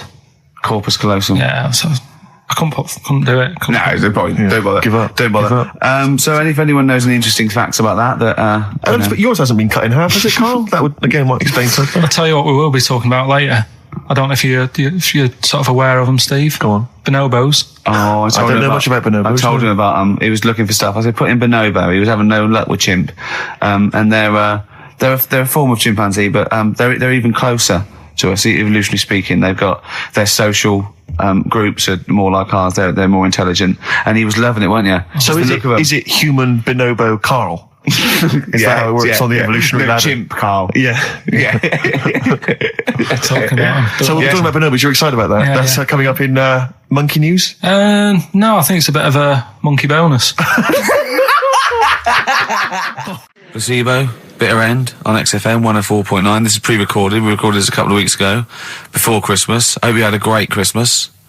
If you didn't, not our fault, really, is it? Nothing to do with us. Wouldn't have thought we'd have. We're aware of time because we've got plenty of cash now, thanks to a lot of you who probably bought the Office DVD. Yeah. Probably got and that if you in stock haven't yet, and you've maybe got vouchers or money, still available. Still there in the shops. Still available. You can still make it the best-selling DVD of all time. Please do. Yeah. Please do. I'll tell you what you want to hear though before you make your mind up. I'll tell you what, if you like this next clip, go and buy the Office DVD. I think you will. It's a brilliant clip. It's the one where we talk about well, it is self-explanatory. Yeah. We went. It was a great day, wasn't it? Brilliant round of golf, absolutely brilliant. Such a beautiful place in Stoke Poges, it's like a really posh place. And are you a good golf player? Well, we'll get to that. Oh, okay. Wow, he bought the shoes especially for it. Oh, I'd love to have seen him in those little shoes. I know, and they were no good because they were metal spikes. We had to change them. He was annoyed straight away. He spent over £22 on these golf shoes. We hired a buggy that was brilliant fun. I was bombing along, wasn't I? I don't drive, but it was great on that buggy. Well, you've been on a buggy with me, and you were a bit scared. Yeah. What? I nearly killed us once. I was just taking banks and things, but you don't see sort of bunkers, and he'd scream and go, stop! And he'd put his foot down the brake, and then I reversed. At one point, he sort of did a handbrake turn next to the lake, and then we had to reverse, right? And you just flick a switch and put your foot down. He did that without looking. I look behind, there's a big oak tree there. He screams, watch the tree, right? So Dukes of Hazzard. I kept jumping in and leaving him behind because I had to go to my ball. Anyway, so the first shot, I got on the driver. I honestly did one of the best shots I've ever done. It went straight down. It was great. I thought, phew, got away with that because it's always the first one because it's a clubhouse and you want to look good. Yeah. So He tees up, and I've been saying, buy some balls. He just got 6 balls. I was going, what if you lose me? I won't lose 6 balls, right? He tees up, right? Whacks it. It goes miles, like right angles, straight into these the woods, right? He turns around, he goes, go and buy some more balls. So I'm laughing because it's like impolite to laugh, but he broke the ice for me, and I was falling around. And then his second shot, I go, you know, you're off for 3 now. If you take another shot, he went, oh, right. So it's his third shot. He puts the ball down. He hits the ground before it and misses the ball altogether. And I was on my back, wasn't I? Unbelievable. Actually rolling about on his back. I was rolling about, and we were terrible. I went round 107. He went round in like 119 or something. Sure. It was just rubbish. How long did it take? 5 hours. Of course. And there was no one around, luckily. But it was fantastic. So then we go and have our meal. What annoys me, I said, right, I'll go for a run. He went, I'll have a bath. I said, I'll see you at 7:45. At 7:55, I have to call him. He's not ready, so he's let me down there. I can't stand lateness or laziness. You hate lateness. Yeah, and he's let me down. Do you know his excuse? He fell asleep in the bath because there was no light bulb. There's no light bulb in the bathroom. So instantly he fell asleep. And he was late. No, do you know what I mean though, Steve? If you're sort of like nice and warm and what have you, I was tired anyway, I've been stressed out for 4.5 hours, right? My life flashed in front of me a few times in that buggy. So it's all sort of wears you down a bit. I thought, right, I've got a headache, you're going for your run, I'm going to have a bath. I walk in, put the light on, for some reason it didn't come on, but I thought, it's alright, I'll just, you know, doesn't matter, you can have a bath in the It's summer, so it's light anyway. Well, there's no windows in the bathroom, so... So you were in the darkness? So I'm in the darkness. I nod off because I'm shattered.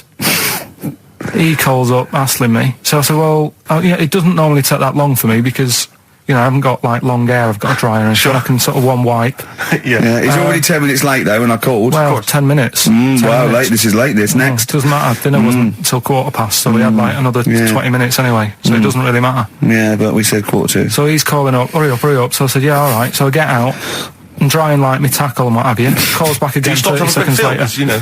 No, I don't, I don't like that. You're not going to do that, no. Give it a wipe. 30 seconds later, come on. So I end up going downstairs to the meal area, naked, with a wet shirt on and wet socks. I've got headache as it is. Meant to be a relaxing weekend. But anyway, so we have our meal, which is really nice. And then we're sitting in the bar. I'm having a cigar by the fire. Yeah. Like, we're having a rather nice Pinot Grigio. Yeah. He's there going, I've got an headache. Is this 1955 that you live in? I know. Yeah. It's so right.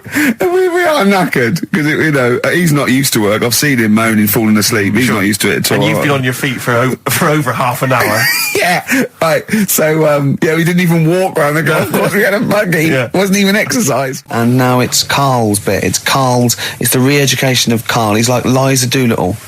And now he's coming to, or Lawnmower Man, if you've seen that film. More like Lawnmower Man, if you've seen the film. You know what I mean. And his homework was to just study quotes, really, on happiness and stuff and general well-being. He's not a big happiness quote fan, are you, Karl? Not really. So what have you done? You've come up with something, haven't you? Right, yeah, I told you, right? Because a lot of these are just things you say every day. They're nothing special. So what I'm doing... Well, you say them every day. Well, the sort of things you come out with and you don't even think about it, do you know what I mean? Yeah. They're on the TV all the time. People on the radio are saying these sort of little quotes. Sure. And what I've done is, remember that programme on Channel 4, Faking It? Yeah. Where they got some, like, posh kid to be on a door and all that. What I've done, I've... Imagine if that was the pitch for the show. Dear Channel 4, you're just going to get a posh kid on a door or something? Yeah. Yours sincerely, Karl. Come in. Yeah. TV producer. Yeah, go on. So, what I've done, this little book of quotes, happiness quotes, I've picked 2 that are real. Okay. And I've made one up. Right? And we've got to guess. And you've got to guess. Okay, then, go on. Well, I'll tell you what, Rick, why don't we, when we've heard them, we won't confer. No. You'll write down yours, A, B, or C, and I'll write down mine, and we'll see how it Okay, works. Karl, off you go. Right, and just because I'm looking at this book, it doesn't mean I'm actually reading. No, I know. Don't worry, we're clever. No, we know. We can't see. They're like, call my bluff. Yeah, go on then. Nothing is worth more than this day. Okay. Yeah. Yeah? All right. Yeah. The way I see it.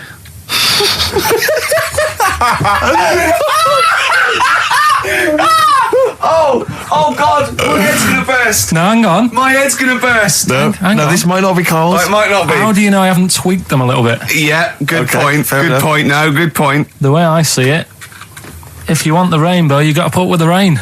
Yeah, okay. All right. All right, yeah. Okay. No. It's not, yeah. Come on. Cat food. Cat food, come on. It stinks a bit, but if you don't put up with the smell, the little kitten will die. Steve, I don't know what to say. I don't know what to say. Imagine this in faking it. Imagine their faces when he says that, and they're going, "Oh my god." Oh. Carl, play a song, mate. We'll have to confer on this one. Well, that's just amazing, Carl. Just read them again. Two were real, one was fake. Go on in. Right. First one. Nothing is worth more than this day. Excellent. Next one. What does that mean? Well, cherish now, cherish your time. Okay. Because you can't get it back, and Yeah, you know that's the way I saw it. Carpe diem, whatever it is, seize the day and all that. Okay. If you want the rainbow, you've got to put up with the rain. Yeah, of course. Yeah, rough with the smooth. You know, it's not all plain sailing, but you know, rainbow's beautiful, but it comes because of the rain, which you might not like. So Yeah. make the most of everything, and yeah. Good. Cat food doesn't smell good, but if you don't put up with it, then the little kitten will die. Right, no, Carl, that is a good effort. Now that one's yours. I mean, obviously, right? Right. No, but it's a good effort, right? I mean, it slipped seamlessly into the others. Yeah. Don't think it didn't. No, but it's good. I mean, we knew it was that one. But what I will say is, it's good. But what you don't know, maybe subconsciously, is, I mean, it's very similar to the putting up with the rain and the rainbow. But that's good. Why do you think that? Well, what does mine mean? Well, even though it smells bad, it's good for something. Right. So See, I didn't look at it like that. What do you look at? I kind of thought. Was yours more specifically about cat food, generally? Because you know, normally it's an analogy. Yeah, or a metaphor for something, you know. Much bigger. Well, no, the way I mean, looked at it- Dolly Parton, who I think did the rainbow rain thing, she wasn't specifically concerned about weather conditions. No. It was a sort of general idea. It's all about life. Yeah. Well, that's what I've done. Go on. I've used an everyday thing. Yeah. And put it with today's problems, right? Go on. So, like, my girlfriend, she might like to go shopping for clothes. I hate it. Right. But because I love her, I put up with it. Ah, that's nice. Yeah? Yeah. So, you love that little kitten. You can't stand the smell of the stuff you got to feed it. But because you love it, you go, well, you know, I'll put up with this just for a few minutes, and then I can, like, squeeze its head later and give it a little... Sorry! Squeeze its little head. Yeah, well, that's just the thing that I do with cats. Put it in a bag and drown it in a lake. I can feed it and then I can throw it against the wall. Exactly. So you didn't see it like that, did you? No, that's very good. So it's about love, is it? It's about putting up with the bad things for something you love. Yeah. Well, that's nice. But that's very Carl, good. you seem now to be convinced and rather smug that you've tricked us and that you've fooled us and that we didn't understand it. Well, I say that's your fault, not ours. No, it's not, though. I mean, look, that man in Forrest Gump, he was a bit of a nutter. And he came up with the life as a box of chocolates thing. Yeah. Now, if that was in this book, you say, oh, yeah, brilliant, you know, good bit of work. But if he was sat here doing the show with you, you'd be taking the mickey out of him. Sometimes I feel he is. No, but Carl, I could. In fact, if people are out there, we're too lazy. Could you write down everything Carl's ever said? Because I think we could publish that. Yeah. He said one today. He saw my salamander. It's not a euphemism. He saw my salamander, and it's just sitting there in the tank. Your exotic pet. Yeah, and he's worried about there not being a lid on. And he said, I went, what are we worried about? He said, well, he said it sits there for 24 hours a day, obviously planning to get out. Well, he's got nothing else on its mind, and it's the daft thing is he has actually got the lid ripped up a little bit. And he'll be looking up there, and it's going to get out. But what's the worst that could happen? What's it thinking? What do you think it's thinking, this salamander? It's got its eye on the DVD player. I can have Ian be down the market. Right. Okay. Right. The results of We ain't got a winner for the first time. Yes, we have. We've got done this loads. feature for. We've got loads of winners. No, we haven't. We've done this feature for 3 weeks. This is the first time I've I've managed to sort of... What? Well, let's go through them then. What have they got wrong? The first one. The first one? What was the first one? Well, hang on, let's do them in reverse order for a second. So what's the last one? The last one, the clue was, that bloke does sport on the telly and he's got a little kid. What's that? That's Destiny's Child. Des, who does ITV Sport, that's has got terrible, a Tiny's man. Child, right? No, that's fine, they got that. Okay, Destiny's Child. What's the middle one? Right, the middle one. Right. Child. The second one was, he doesn't like women, yet he's got a couple of kids, that's a bit weird. Yeah. Right? That was PD, that was Puff Daddy. That is offensive. Go on. But it's not Puff Daddy, it's Puff Daddy. And he's not even called that anymore, he's called P. Diddy. Well... Okay, fair enough. But they got that one. Yeah. And if I'm being tight, these lot are as well. Yeah. Yeah. Tight means something in Manchester. Go on. Right. And the first one that they're having problems with, I don't think them birds should be allowed in this area. Got it. Boyzone. It's not Boyzone. What's the clue again? I don't think them birds should be allowed in this area. That is perfect. A boyzone. No birds. No women. No women, yeah, birds, right? A boyzone. Sorry, Carl. If that isn't the answer, their clue is better than yours. That is brilliant. What was yours? Boyzone, it works perfectly. What's your answer then? Bangles. What? I have no idea what that means. Like seagulls. So you don't want them in this area, so you're banning them. Bangles.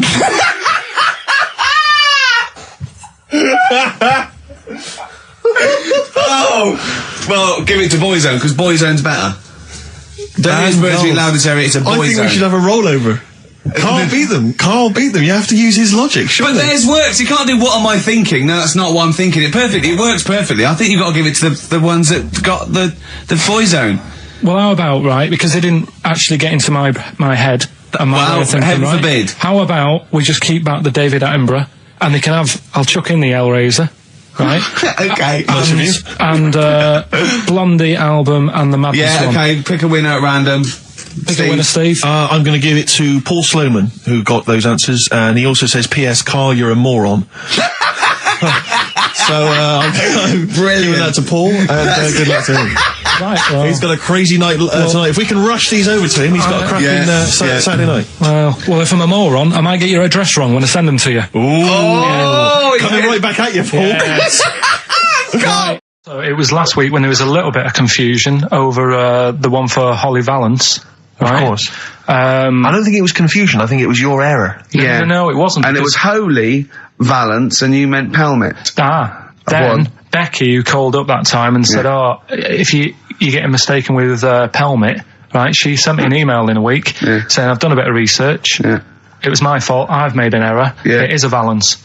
Okay. And I know about Valances. As I told you last week, at the very end, my auntie loves them. Yeah. Right? She makes them. She started off just like putting them on top of the sort of window around the curtain. And then she thought, I can do more with this. Yeah. And she had a little coffee table that had magazines underneath. And she said, I'm sick of seeing them magazines when I'm sat down. She sounds like a Pilkington. So... I'm sick of seeing them magazines when I sit down. So she put a Valance around the table. She just got Valance around everything now. Yeah. Then, next step, she tapes everything. She never actually watches telly. She tapes it all because she gets sick of listening to the adverts and that. Yeah. So she tapes everything. So she's got loads of videotapes and that. And the video used to get on her nerves. When she was watching a film, she'd see the clock changing. And it distracted her from the film. So she put a Valance around that. That's genius. Yeah. So, that is or is it mental? Only Mrs. Einstein can tell. I don't know. She's even made her little Jack Russell look like a hovercraft. Yeah. It's great. So everything's got a Valance. If you go round and you stand still for too long, the chances are she'll put a Valance around your head. Yeah. This is this is Auntie who? Auntie Nora. And this is the one that farted for 5 minutes. Lest our listeners forget. Farted for 5 minutes. Called his mum saying I'm farting. 2 minutes into the fart. She said about 2.5 minutes in. She said I'm about 2.5 minutes into the fart. My mum said, how long's it been going on for? She said, well, it was about 2.5 minutes before I called you. Yeah. And then it went on for a further 2.5 minutes or something. And then it stopped. And, she couldn't time it because there was a Valance over the clock. Yeah, she used to annoy her when she was on the phone and you put her off, see the time. She was guessing it was 5 minutes. This was one consistent fart. Yeah, I mean, it wasn't making a noise. It was just. Oh, it wasn't making a noise. Just gas. Right, endless gas. So there you That's go. fantastic. Well, we started off with a new one, a little bit of Foo Fighters. We like new and old on this show, don't Indeed, we like to mix it up. I'd like to play this to the Smiths from their debut album, I Don't Owe You Anything. I Don't Owe You Anything. The lads from Karl's hometown there. Indeed. The Smiths. Brilliant, that one. Wow, I went to Manchester, didn't I, the other day? Went up to Manchester for a little corporate. It was alright. Yeah. He went, wait till you get out. You see Piccadilly, it's better than Euston. Right. It was. It was nicer. I went outside and there was a ridiculous queue, and sort of one cab. Right, yeah. So, horse-drawn. Yeah. And so I walked, and it was okay. It was only down the road. It was a bit dark. It was wet and raining. Obviously, it's the north. I know, yeah. The hotel was very nice, but no minibar. I've never seen that before. I've travelled all over the world seeing a hotel without a minibar. No, so I don't know what's going on then. I don't know what's going on there. And then I did this corporate gig in Old Trafford. Pitch was up, don't know what they were doing, but, very impressive. Big, impressive. I think they're the richest football club, aren't they? Carl? Yeah. You did a gig at where? Old Trafford. It was in a function room. Oh, well, I thought it was the stadium. No, I'm not that big yet. No. But I mean, I can't really comment on Manchester. I do know that Liverpool was voted most important music city via poll. True enough. Karl, you're making noises while I'm talking. Yeah, but you do this all the time trying to wind me up. And I'm not saying Manchester's the best place in the world, but what I'm saying is, there's bits of it that I really miss. Yeah. Like last Sunday, right? When I'd met up with Ricky, we had spaghetti bolognese, which was alright. And then I said to him, I need some soil. Damn, I wish you'd invited me. It sounds amazing. So I need some soil. What do you think? You need some what? Soil? Soil, yeah. I need to repot a plant, right? Yeah. So, you need to repot a plant? Yeah. Fair enough. So, I'm like, where you can't see these shops in London. Do you know what I mean? There's nothing around. I took him straight to one in my street. Yeah, but near your street, and that's probably the only one in London. Well, you say that, Karl. No, it does annoy me. Round my way, it's like, You can't move for soil shops. You can't. There's earth. You can just pick up handfuls walking down the street. Yeah, incredible. Which People just lean over into someone's front garden. No, you can take the plants as well. No, but what I'm saying is, Manchester, there's loads of decent hardware shops. Yeah. Here, if you want a panini and a latte or whatever, you can't move from. But for soil, I had to go virtually how many miles away from me to carry that soil home and stuff.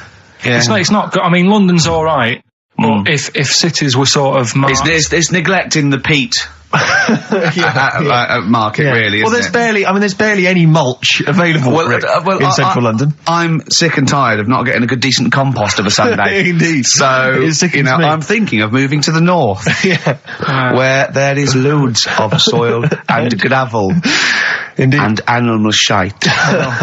whatever. See, you're eating a biscuit. I can't believe it. Are you bored with this already? Do you know what? MTV called me last week. They called me again yesterday and said, when can they come down to do they're coming down next Saturday, by the way, to do a little screen test for you. They're going to sort of just film you with a little camcorder. You said this. They're going to film you. Are you alright? Do you want to, are you hungry? Do you want to go out and have a meal? I can't believe you're eating while I'm on air. No one can hear that. Do you know who I am? No one can hear Explain who I am. Well, that's Ricky Gervais, right? He's made his name on TV. Yeah. Okay, he's done any number of corporate gigs, and they pay silly money. So, I mean, this guy's earning, and really earning beyond his talent. All right? So I think I deserve a little bit more than a little mank eating a biscuit while I'm talking. Rick Gervais? Yeah. Have you won a BAFTA? Yeah, too. All right, so just a little bit of respect. Yeah. Yeah. Carl, what have you won? What have you won? I got a bronze certificate for doing a full week at school. That's great. It was only a bronze. What's that then? 3.5 days. And I got me a little Crusaders badge, if you remember. What's the little Crusaders badge? The Crusaders badge for the religious club. So I was at the fella that you went and played. You actually ping pong ball. So they wanted to talk to you about God. Yeah. Yeah. You got a Crusaders badge, did you? Yeah, that's why I went. That's why I joined. That's why I joined. For the badge. I like the little badge. Did 4 weeks, then packed it in. Travis on XFM 104.9 on Ricky Gervais with me, Steve Merchant, Karl Pilkington. We're doing Educating Ricky. Right, final one. Come on, Karl. Right, what was it? It was, why don't they just get a diary or some paper or something to write on? Yeah. Yeah. Because snappy. I couldn't think of a heading for it. It's basically, Go on. people who have tattoos. I've never understood it, right? that they have something put on their arm. Right, sorry. Have we started the education? Is this part of it? Are you educating me? This is something that will be useful in my life that I didn't know about. Yeah. Go on then. No, it's just that they've got a machine out, right, that does tattoos. You come up with a design you want, and you this machine scans it, and you put your arm in this thing, and you press print or whatever, and then it does the tattoo on your hand or on your arm. Like loads of little needles that follow a pattern? Yeah, the computer, basically, yeah. Is it a real tattoo? It's a proper proper one. The fella said... well, as long as it goes out, it pierces the skin with a I just wondered if it's one of those kind of, those kind of... No, it must be lots of little needles or a moving needle that can go Sorry, along but it. how is this cleaned, like, in between each person? Don't know, probably... I don't know. Well, no, as long it's only that if it's one needle, it's just the head, isn't it? If it's one needle that moves, does it like loads of little... What are we gaining from a machine doing it? Just because they're not going to sort of mess it up. But hold on, how do you keep your arm still? Because your skin moves slightly. So the machine it's won't... sort of strapped to your arm. Right, and so it the spreads... the fella said that the tricky thing was in all this, it was the fact that, nobody would let him test it out on anyone else, so he had to do it himself. But did it work? Because the thing is with a tattoo artist, they can see when your skin's moved and they can see what they've done and they keep wiping it and looking, whereas a machine's just got to trust itself. Yeah. So I think one needle could go wrong. If it was a lot of needles, that it just came down, like, 1,000 needles, that was an imprint. Yeah. But obviously I'm asking someone who hasn't delved any further than there's a machine that can give you a tattoo. That's all you've got at the moment, isn't it? Well, basically. That's all you've got? I mean, that's what I've got, because I'm not a fan of tattoos. I don't... But where did you read this again? This was... Internet? This was on the internet, yeah, it was, yeah. Okay. And I just don't understand why people do it. That's what got me attention. Because me... Sorry, what have I learned from this? That if you wanted to get one, you can get one done by a machine now. People say machines are sort of taking over and that, and there's another one. But it's just the fact. I mean, I don't know. So give us the snappy title of this education again. Why don't they just get a diary or some paper or something to write it on? That's what I always think when I see people with loads of tattoos. Like there's that fella who we were talking about the other week in Scotland who was covered 99% in tattoos. It's just like, what have you done that for? Yeah. Do you know what I mean? You can't get rid of it now. You've done it now. Yeah. One of my uncles, right, Tattoo Stan, he's just caked in them. Tattoos. Right. I don't think he's my proper uncle, but it's just like my dad's got... Tattoo Stan. No, my dad's got... That's a province in Russia, isn't it? My dad's got loads of mates who... When you say he's not your proper uncle... do you know, like, when just a bloke someone used to comes hang around around, with you're the alright, Uncle Stan. Yeah. Do you know what I mean? And my dad had loads of mates like that. There was John the Screw. Right. So he either works in a prison or he likes to have sex. Cabby.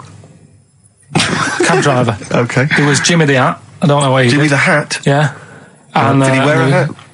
No. No. There was Fred the Veg. You sure he wasn't a relative? Sorry. Fred the Veg used to get us like big bags of potatoes and that. Fred Veg, okay. And there was Tattoo Stan. Right. And he was just caked in them. And I used to always look at him thinking, why have you done that? I must have only been like, 6 I or suppose 7. if you're born with a name like Tattoo Stan, exactly, you're destined, aren't you? Were Really? they like a 1950s gang? I'm worried about. I'm worried about doing a bank job. What was his name? The Hat. What was his name? Jimmy the Hat. I'm worried about Jimmy the Hat. Yeah. Not having a hat. I don't understand it. Are you sure he didn't have a hat? Not when I met him. Did he ever wear a hat?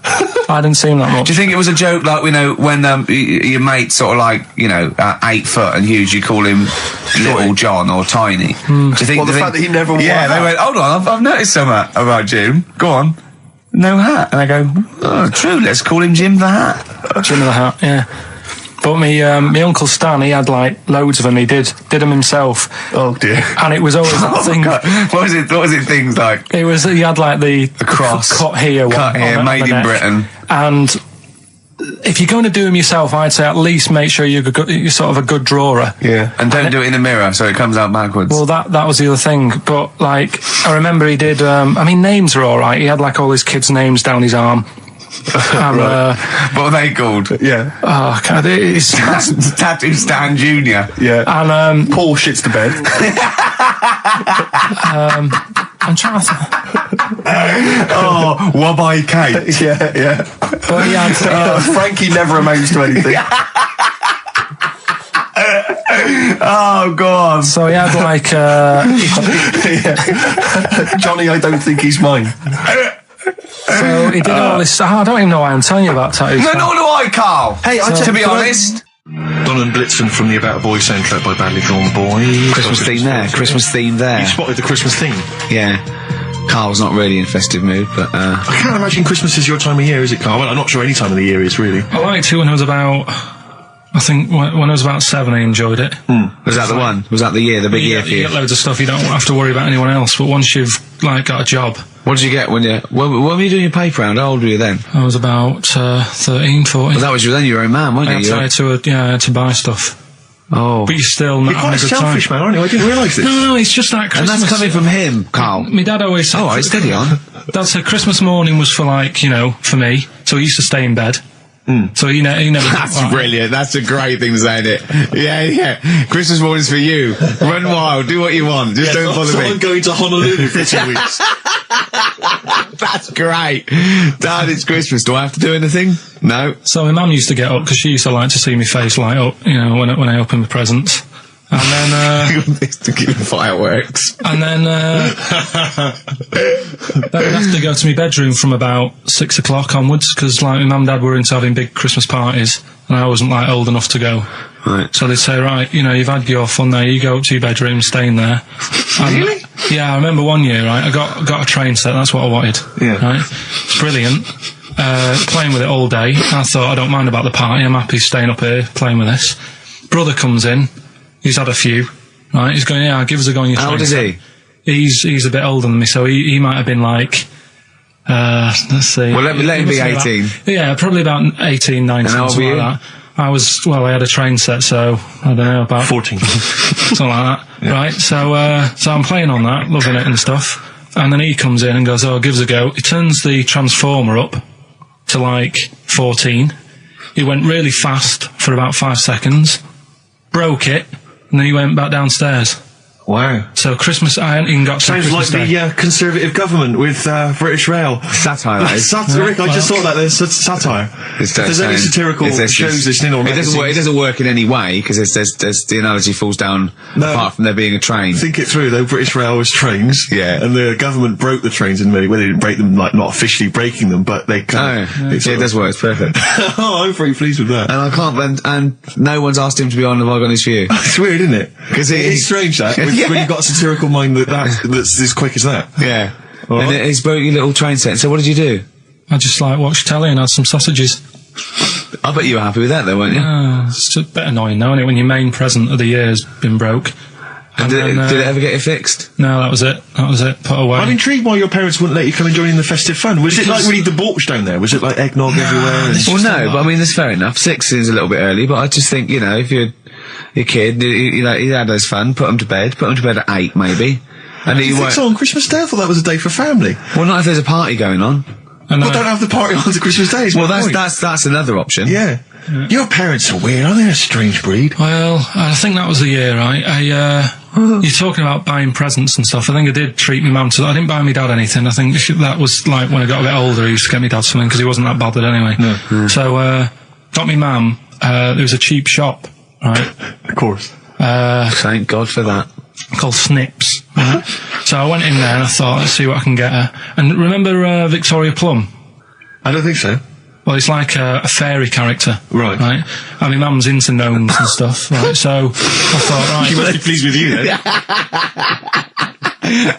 Victoria Plum. I was thinking, is that one of the neighbours? Is it like a brandy liqueur? Do you remember Victoria Plum? Victoria Plum. Victoria Plum, yeah, it's like a little fictional sort of character, right? Okay. So I saw it, I thought, yeah, she'll love that, right? So I did my paper round, saved up for 2 weeks, right? Aww. Got that sorted, went to Snips, bought the Victoria Plum. Next day, I'm in town with her, right? So I think, I know what I'll do. I said, come in here a minute, right? So we go in and we're looking around and I tested her, right? I went, look at that there, that's alright, innit? And she goes, oh, it's bloody awful. Oh, Carl. Oh, Carl, Oh, God. So then Christmas Day comes, I said, don't bother opening it. She said, no, why? I said, Oh, "Don't no! Why did you still give it to her? So, well, it was too late, I'd already bought it.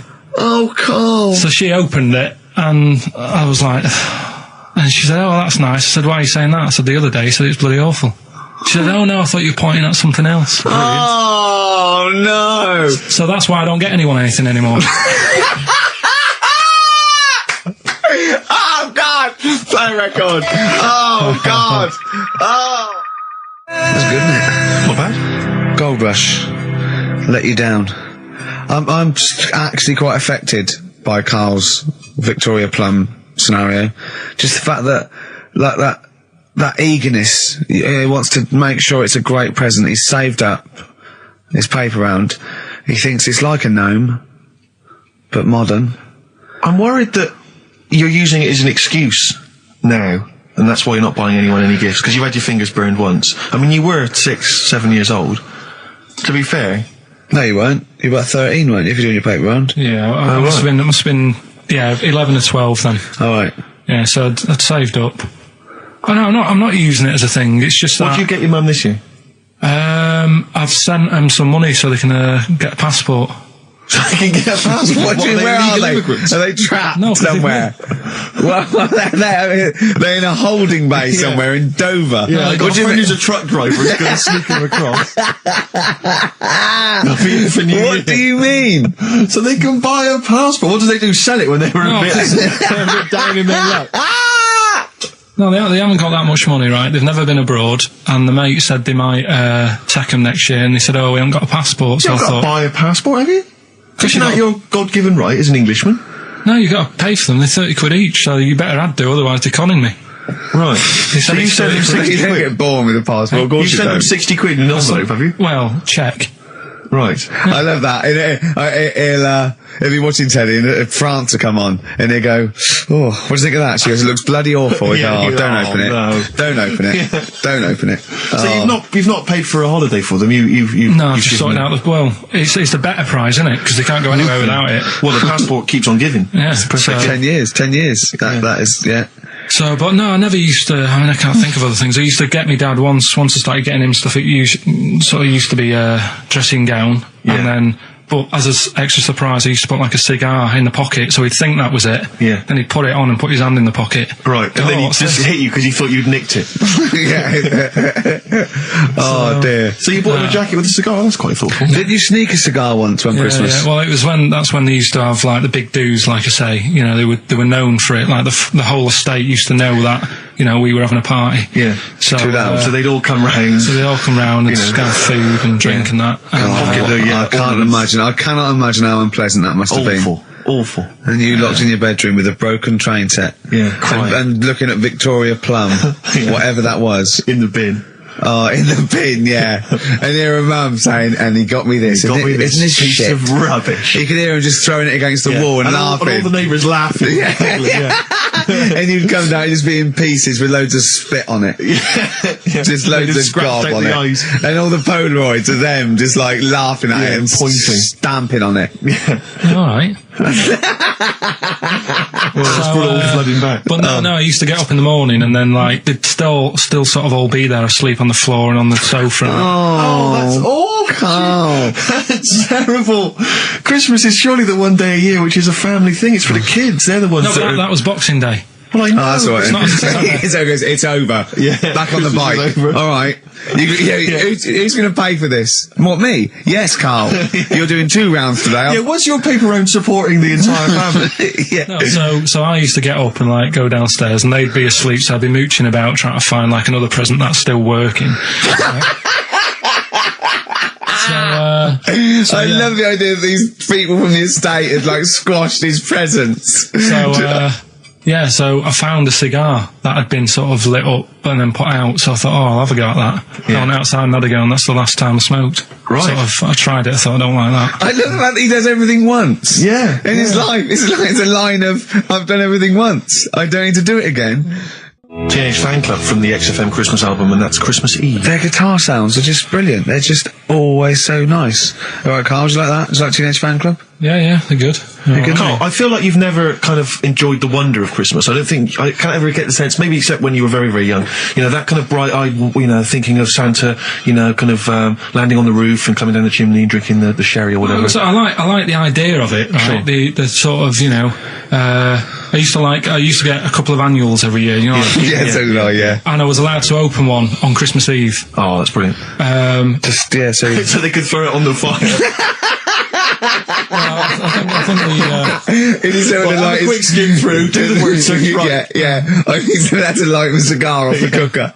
Oh. Well, anyway, listen, a good friend of ours, Ross Noble, the comedian, brilliant, he gave me this picture, Carl, which he's got from a magazine. He loves you. And I have to say, I think this... I just looked at it then. Obviously, it's not going to mean much to the listener. Oh, this is self-indulgent. It is currently available. I think it's in the current edition of Bizarre magazine, so you might want to buy that. It's not horrible, though, is it? There's a certain grotesqueness about it. Oh, it's a deformed person, isn't it? Well, to a degree, but I think what it's going to do for Carl is give him, I think for you and I, Rick, we're going to see his face. Light up. Lighten up, like opening a wonderful Christmas gift. Oh, you know what? I think I've seen this. Is this the one with the kid with the big head? I'll be honest with you, Carl, it is. Have you seen it already? Yeah. Let me just show it to you again so you can kind of highlight it again. I haven't seen it. It's like... yeah. We shouldn't be laughing at that. No, but that is like the kid who I went to school with. That is the same. That can't be the same. So do you recognise him? Seriously, that is the same thing he had. I have to say, it does look like it's been computer generated. It's so odd. Yeah. But look at the child's face. I know. Look at his reaction. Don't take another photo of me. I'm not sure this is right. It's not right. But I was hoping that would give you, Carl, just a little glimpse of. We've had a request as well on the best bits. So someone wants to hear you talking about your mates with the big heads. I don't believe it, because every time we go there, we get some sort of complaint about something. About what? Just leave it. Well, that for some reason that always goes from the story with my dad going to Blackpool for taking those kids there. And what kids? And, leave it. No, what? No, I don't know. There's people who know what you're talking about. I'll tell you when we put a song on. No, well, I know what it is, but you can't just say that. Is it when? Is it when your dad put a kid in the wheelie bin because he was getting it home? Yeah. So we're going to be. We can't go through it again. It's too controversial. We're going to. What's the name? No, well, the thing is, right. You were just saying about what are you about Christmas. That's the funny thing, right? Because in our house, there's no one who's religious, right? No. My dad got annoyed when I went to church that day. He was like, "What are you doing that for?" Of course. I went to see a gig in Liverpool. Remember the band The Christians? Yeah. He thought I'd join some club. Yeah. I said I've been to see The Christians. He was saying to me, "Man, what's he doing going out with them?" Yeah. And then the other thing is, because I'm not christened or anything, my mum used to say to me, "Don't tell anyone that, because there's witches and stuff." I want to go back and see his upbringing. I just want to go back and see him at 7. One day in the life of Karl, age 7. Just to have 3 ghosts visiting tonight. And take him back through time. But we could go with him. We can be some of the ghosts. Yeah, the ghosts of Christmas past. Remember this? That's incredible. Because witches. Don't tell me what. Just she thought. So she wasn't christened, but she thought maybe someone could take your soul because you weren't christened. It's like there's cults and that, isn't there? And if they find out you're not christened, then right. I don't think they care. I don't think a lot of cults care. Well, but what can they do if you're not christened? I don't know. I just said all right, because then through that time there must have been a time when. But hold on, now they know. Yeah, but I'm older now, so I'm all right. She used to worry about me playing out on the street. Oh, she was worried about whether you were naive and stupid and easily led. Well, yeah. No. Good point. No, you're right now. Yeah. So, yeah. Good. Yeah. I just have to show you something, Rick, before we move on. I know we've got another Educating Ricky, but someone just sent this in. Yeah. They've been looking on eBay for Victoria Plum. You're joking? Come here and see the photograph. Oh, God, that's fantastic. Show that. That's it. Oh, God, he got that for his mum. It's the worst piece of tat I've ever seen. Carl! Carl. Imagine how... Oh, gutted. Carl. Imagine how... Look, think of him now, right? There it is. That's the worst thing I've ever seen. I'll tell you, it looks like a Diddy man gone wrong. It looks like a Diddy man prostitute. That is... Is that the one, Carl? Well, it was a different colour. It had a yellow at mine. No, but look, How do they get? Tell them they Okay, so, going to eBay. So you need to log on to ebay.co.uk. I'm sure you've used it before. It's the online marketplace, ebay.co.uk. And if you type in Victoria Plum, I'm assuming that you can track this down. That's amazing. It's the worst piece of rubbish just I've ever think seen. how cute he was as a kid, though, doing that. Just think of him, just going, just seeing that and thinking, oh, like, she likes gnomes. It's the worst thing I've ever seen. I mean, to be fair, I don't know what her prize collection of gnomes looks like, but I can't imagine they're much better than that. I mean, gnomes are a fairly grotesque thing. But certainly your mum's taste and discretion is... Did you have those houses on your estate? You'd go in there and it was just loads of those dolls still in their packaging all around the room. And sort of like one of those homes that keeps the sort of packaging on the 3-piece suite. Why don't you buy another one for her for Christmas? Yeah. It's $3.99. It looks, but that's £2.49 because that was $399. Well. Oh, buy it, Karl. No, because I've sorted out her passport this year anyway. I'll get her that next year. I've had an email from Andrew Forrest, who has just simply entitled it Karl Pilkington. Oh, Karl Pilkington. What do you think of that? That's got to be your new name from now on. Oh. I had a mate who used to use it. What, he used to call you that? Yeah. Was that your nickname at school, Pilkington? No, it's not my nickname. It is now. No, it's not. It is now. Pilkington. Pilkington. Oi, Pilkington. Oi, Pilkington. Pilkington, do my homework. Where do you live? Where do you come from? Pilkington?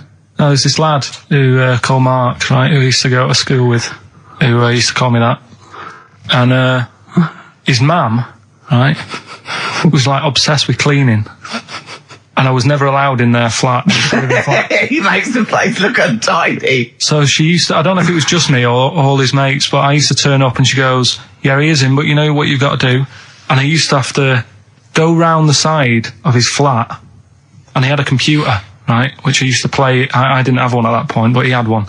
And I used to have to go round the side of the flat and stand at his bedroom window with his window open, and I'd be sort of leaning in playing the game. You are joking. I'm not. His mum. You had the weirdest upbringing I've ever heard. The things you were willing to do. It's the strangest. What is this town like? No, I stopped going. Was there always music? Like, there's the horse in the house there. Oh, look at these two kids with big heads and webbed feet. All right, Ronnie. All right, Reggie. What was it like? She was obsessed. It is like you've grown up in a cartoon made for children. Yeah. No, his mum was really obsessed with cleaning. Can I play it through his window? I used to. But Mrs. Ramsbottom, can I play it through Mark's window? Aye, you know what you have to do. She used to be up till about 3 in the morning. Pilkington again? Have you washed your hands? What up till 3 in the morning? Washing? She used to be up doing the tiles in the kitchen. Washing until 3 in the morning? It was at 3 in the morning. And for ages and ages, that saying that out on the tiles, I used to think that came from, like, his mum. Because she was out, like, cleaning them late. So, till I was about 13, I thought that saying, out late, on the tiles, was... And now you're not confused by anything. Well... There's no misunderstandings in your life now, is there? So was he allowed to walk in and out of the house, was he? Oh, he was alright, and he used to come round to ours a lot, and my mum used to get these pies from Hagenbach's, right? So... I don't know what that is. It's at that bakery where they used to chuck the cakes out the back, I'll tell you about. Yeah. And you at 6, you at 6. He loved it, but I could never go round to theirs, or if I did, it was like, well, yeah, he is in, and I'd go, alright, and then I'd walk round the side of the flat.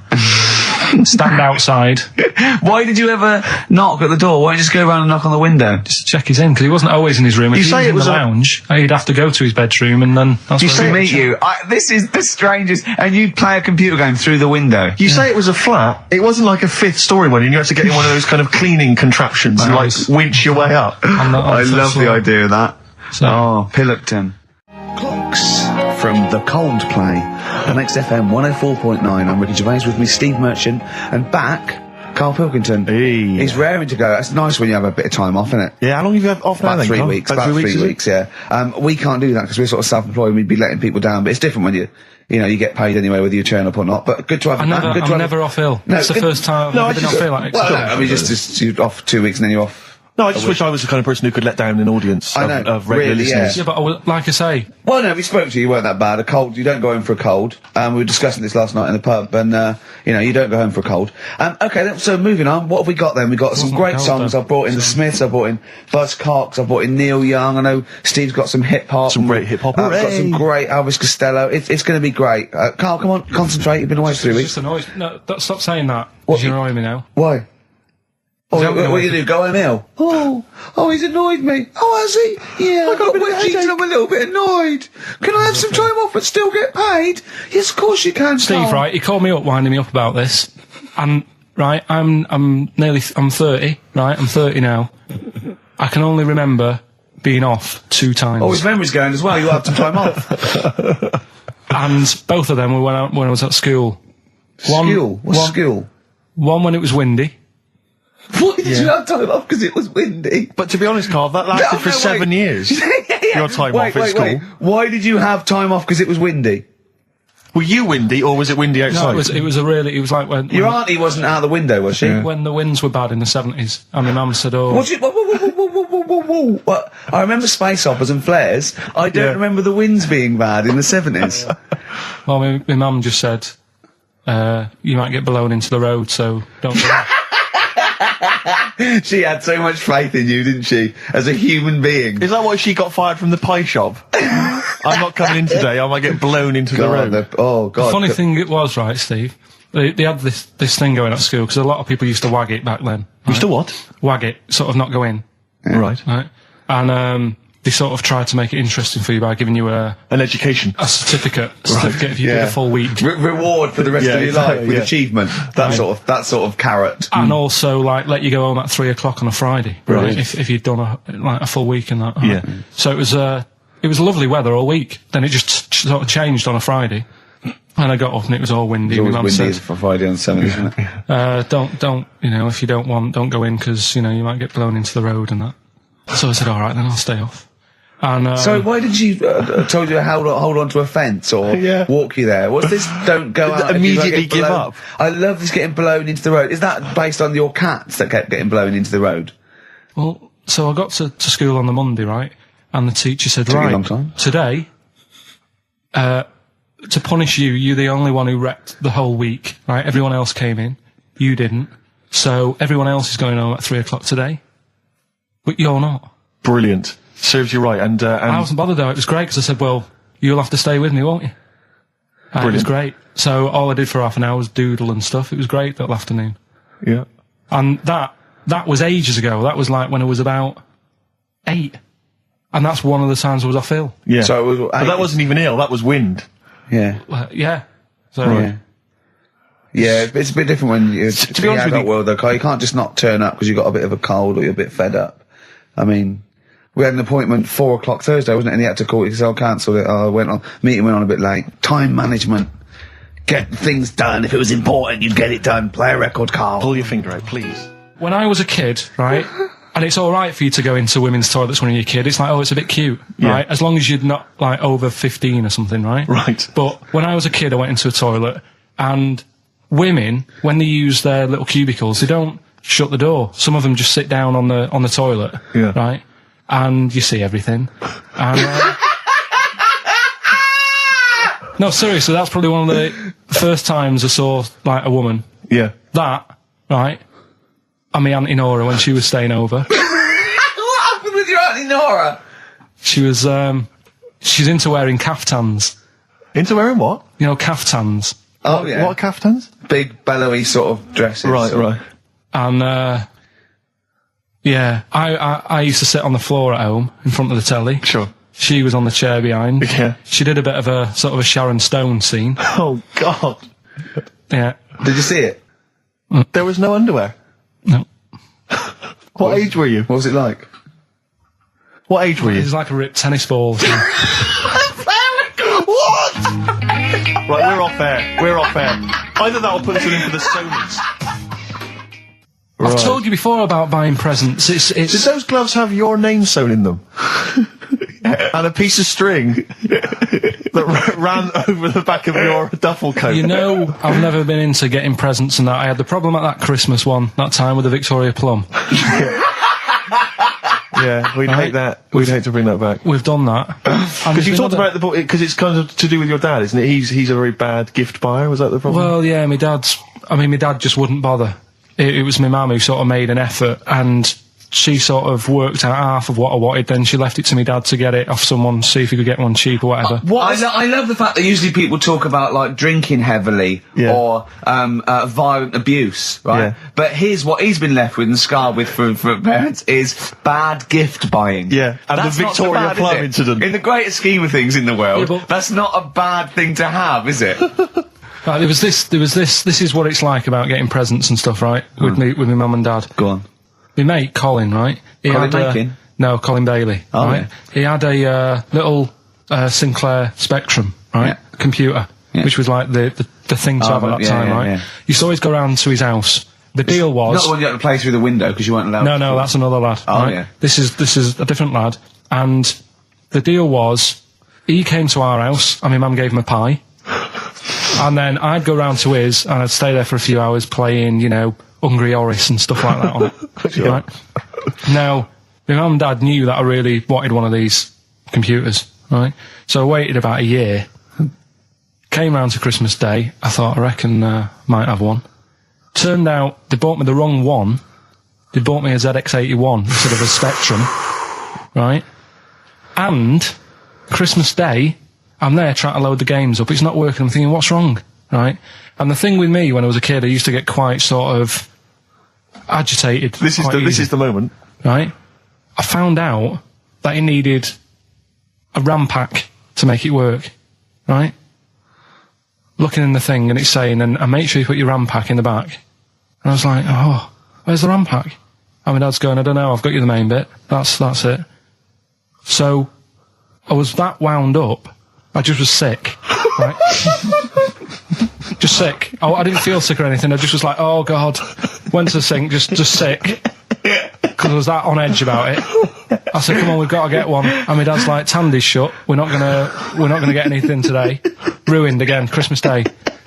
That was after the year when my train set got blown up by our kid. The following year, no RAM pack. And now you ask me why don't I get good presents? He's scarred. He just I'm gonna die. Honestly, I'm gonna die. He's just being sick. Yeah. There's no RAM pack. Did you get to the bottom of it? Why wasn't there a RAM pack? You have to buy them separate. Oh, It's one of them okay. cons. What do you mean I can't play Frogger? Oh no. So, wasn't there another incident when you threw up? Spontaneously threw up? Oh. Through sheer anxiety? I do get it. It's not so much now because I've relaxed a bit, but as a kid I used to be quite on edge all the time with certain things. Do you think that's what happened to your The cat wind. that kept being sick? That it didn't get the food it wanted? And it just threw up? Do you remember that? Yeah. God, so they shaved it.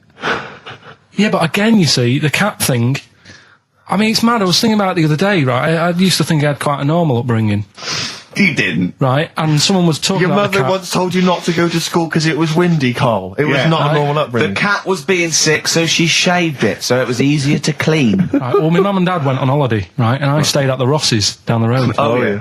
Only a kid, must have been about 5 or something, right?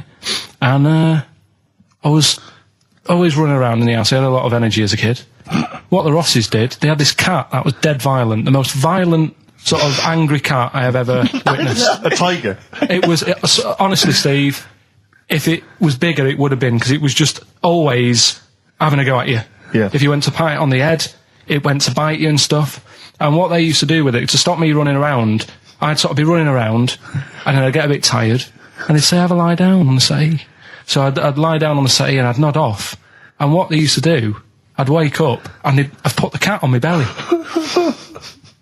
Right? So I'd be scared to move because it's like it's going to get me. But it would keep you there. It kept me there, and it used to sort of slaver on me, and they'd sort of, go out or whatever, and I'd be lying there. That's not normal, is it? Karl, sorry, were you created by the Brothers Grimm for one of their fairy tales? What kind of a life is that?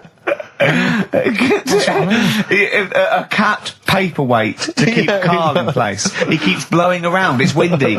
We'll have to weigh him down. Be careful. Your mum probably told him that it's a windy day. You got to get something heavy on him. Otherwise, he just gets blown into the road. God. Bless him. Did I ever tell you about my Uncle Alf? No. He wasn't, wasn't a proper uncle, right? But it was just one of my dad's mates and that. And he was getting on a bit. He must have been about 60, which is pretty old when you're younger and that. And he was the same. He used to always wear a suit and that, but it was never in good nick. It was always like a rough suit, but it doesn't matter. He's still making half the effort and that. Yeah. And he used to sleep in a dinghy. Right, my Uncle Alf. What, in his house? Yeah. Why? Well, in a flat, he's in like a little bed sit. Because he only had a little bed sit and he was into boats and stuff. So he had this Two birds with one stone. Had this little dinghy, had a little flat, thought, well, it's tight space and that. He had a dinghy as a bed, and he had 2 tellies, right? He had 2 tellies, one that the sound worked on, the other one only the vision worked. So if you wanted to watch a programme, you had to turn both on. Put them both on like BBC One, turned one up and watched the other one. Wow. That's extraordinary. From his dinghy? Sat in his dinghy. That is brilliant. It was an inflatable dinghy, it wasn't like a wooden... Yeah, an inflatable one, big inflatable Did you ever go around and visit him? Yeah, now and again. Was it weird seeing a 60-year-old bloke in a suit, in a dinghy inside, watching 2 tellies? It's weird out at the time, I thought. Which of the TVs stopped working properly first? I mean, did he... let's say the sound went on one of them. Yeah. Did he carry on watching the other one, hoping that the other one was fine? Or no, he went and got a new telly, and then the vision went on that, and he went, oh no. He went, hold on though. Wait a minute. I've got another telly in the wardrobe that I haven't used it. It must have been like that. Yeah. Wow, he sounds brilliant. Is he still alive? Yeah, he's still around, I haven't seen him for years, but he used to... was he married? I think that's what happened. I think his wife passed away, and that's when he had all this, he had a boat, and it's like, oh, where am I going to put it in a bed sit? And it was like, hang on a minute. Yeah. You know what I mean? Sleep in that. So, yeah. I wonder if he ever brought any women back. Just the idea of bringing them back, getting down to it. Shall we move into the bedroom? Ahoy! Oh, that is fantastic. What were we talking about before? I was until the most complaints ever. The Last Temptation of Christ. I haven't seen it. Was it? It's Scorsese, isn't it? It's Martin Scorsese, and I've bought the film actually recently because I was intrigued to see it, but I've not actually watched it. But from what I understand, the reason that it was so outrageous is because it has a whole sequence which shows what it would be like if Jesus had lived his life and not martyred himself on the cross, but lived his life as a human being, part of which is him having sex. And so I think that was chiefly what the outrage was, that it was showing this godly man to be, as human as he was supposedly, because he's supposed to be human as well. So that's the reason. That was the reason that there was complaints there. I don't know. I haven't seen the film. Well, I can't say. You see him, do you? You see him having sex, I think, yes. Although it is an actor, Karl. Yeah, it's not actually Jesus Christ. It's not the real. It's not the real Robert Powell. No, it's an actor playing Robert Powell. It's that, you see, sex on films and all that, right? When I was growing up, I'd be watching. No, I'm just saying an example of this, really, right? When I was growing up as a kid, and I'd be, watching films with my dad, right? He'd really be enjoying a film, right? And then a sex scene would happen. Right. And he'd go... On film? Or just behind you? In the film, a sex scene would happen. Your brother up to his old tricks again. And he'd get up and go make a cup of tea, right? Right. Typhoon? That he'd stolen from some sort of telephone box? And, even recently, he thinks it ruins a film. Do you know what I mean? Because there's no need for it to happen, is there, really? Yes. Why? Sometimes it's warranted. If the film itself is some films it isn't though. Some films it isn't. Of course, some films it's arbitrary. I think the films that him and his dad watched together on Channel 5. Probably not. Is it only on Channel 5 in your house? But let's put it. Yeah, if you're watching, I don't know, a late night Friday night, from 1983. Yeah, Illegal Briefs. A beautiful lawyer has to defend a man who may be a killer. She falls in love with him, but does she know the real man? Oh dear. You know what I mean, though. Lest you forget, of course, that I... Love Heat. With the bloke that is now in... Go on. Of course, that I, according to the Internet Movie Database, I once appeared in one of those films, in the film Killer Image, a Canadian film, I believe, from 1989. According to that computer... it's all wrong, isn't it? It's all wrong. It's all wrong. Of course it is, yeah. Apparently, I was in that, and I played the role of Kirk. Was it a porn thing? No. I think it's just an erotic thriller. Oh, right. That I supposedly... You only had a very small part, though, didn't you? Indeed. Yeah. But no, do you know what I mean? Sometimes you don't need to go that far. Say like in this Jesus program, right? Film. What's it called? The Last Temptation of Christ. Just like talking. You know what? What's his name? Is it Ralph in The Simpsons? Yes. I drawed a kitty cat. It's like talking to that. Yeah. No, but right, this temptation thing, right? Do you know, often we don't get that many complaints on this show. We don't get very many complaints. And I think that's either because there's no listeners, or B, it's because most people agree with Karl. And that terrifies me. Or they let him off because it's like, you know, you can plead insanity, you can go mental and kill a few people, but they go, oh, he's a bit bad. No, but was it because, like, they're saying that he was having it away? Or is it because you saw it? What got the complaints? The complaint was the very suggestion that Christ it was a blasphemous thing, not the fact that you saw an actor's knob. So what about if they just cut it down a bit and you like saw the little stable door closing? It wasn't the baby Jesus having sex. It was the grown man. The stable door shutting. No, but do you know what they do? Nativity scene. Oh, that is brilliant. The wise men saying, I can't believe we brought myrrh, we should have brought condoms. No, yeah. There's 2 for 1 offering, Boots. Yeah, I don't know what we were thinking. With frankincense. It's just that it's always awkward. Should we apologise now to the Christian church as well? So Sorry, the little Chinese fellas, little Welsh fellas, and the little Christian fellas. We haven't said anything wrong. No. It's like, you see, when I was growing stable up... door. I love the idea that in Karl's world, he was born in a stable, just thought, well, I love this place. Yeah. I'm just going to stay here the rest of my days. This is good here. Oh, brilliant. But when I was watching telly with my mum and dad, I mean, it still happens now, right? My dad will sort of go, oh, ruined. Good film ruined, right? Yeah. If some sex scene happens. But what are we talking about sex scene? Are we talking about a kissing, or are we talking about penetration and looking at the camera? Going, are you enjoying this, Pilkingtons? What are we talking about? What is sort of extreme levels are we talking about? Right, last time I was down there, right? Yeah. What was it? Meet Joe Black. Meet Joe Black. Meet Joe Black is a terrible film. Yeah. Right? There was good film, and then you know it's going to happen because like the music comes in. Brad Pitt's keeping quiet. A woman's eyeing him up. Sure. So my mum. I love that. My mum's worked it out already, and she's going.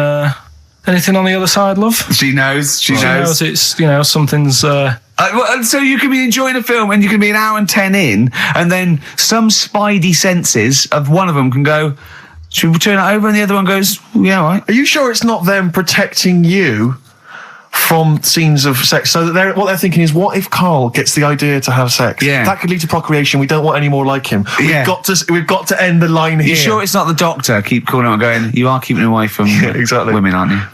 He must never find out. Are you sure they're not embarrassed because they're watching a sex scene with their son? It happens every time, right? There's 2 things that my mum does, right? It's that, if there's sex scene on the telly, she'll go, anything on the other side, love?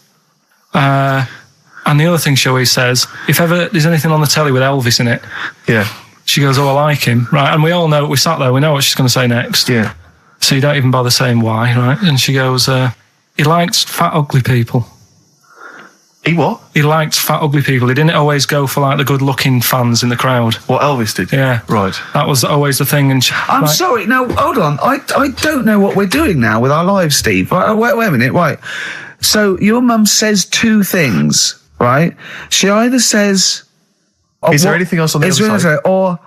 I like Elvis. There's a pause because you know what she's going to say next. She says, he liked fat, ugly people. How often does this occur? Well, because they've got like, Sky, there's a lot of those channels on. They're like the music channels. So Elvis always comes on. There's either an Elvis film, there's like, a classic hit by him on. And she'll go, I like Elvis, he likes fat, ugly people. And what do you mean he liked fat, ugly people? Is she a fat, ugly person? Because there's that special Vegas show, isn't he, where he's dancing about, right? And he's got loads of scarves around his neck. Towels. Yeah. And like, he always hands them down to the fat, ugly ones. Right. And I always say it's because they're the fat, they've got a sweaty face because they can't, you know what I mean? I don't know what world they live in. I don't know how we've gone to this subject. What sort of world are you got when you're watching his face? And what do you mean fat, ugly ones? You mean they're in the front, they're sweating a lot because they're a bit chubby? So she thinks, is giving them a towel because it's he's really going, wipe your face, you're putting me off, you fat cow. Stop sweating near me. There's another one. What? So, hairy Chinese kids. Yeah.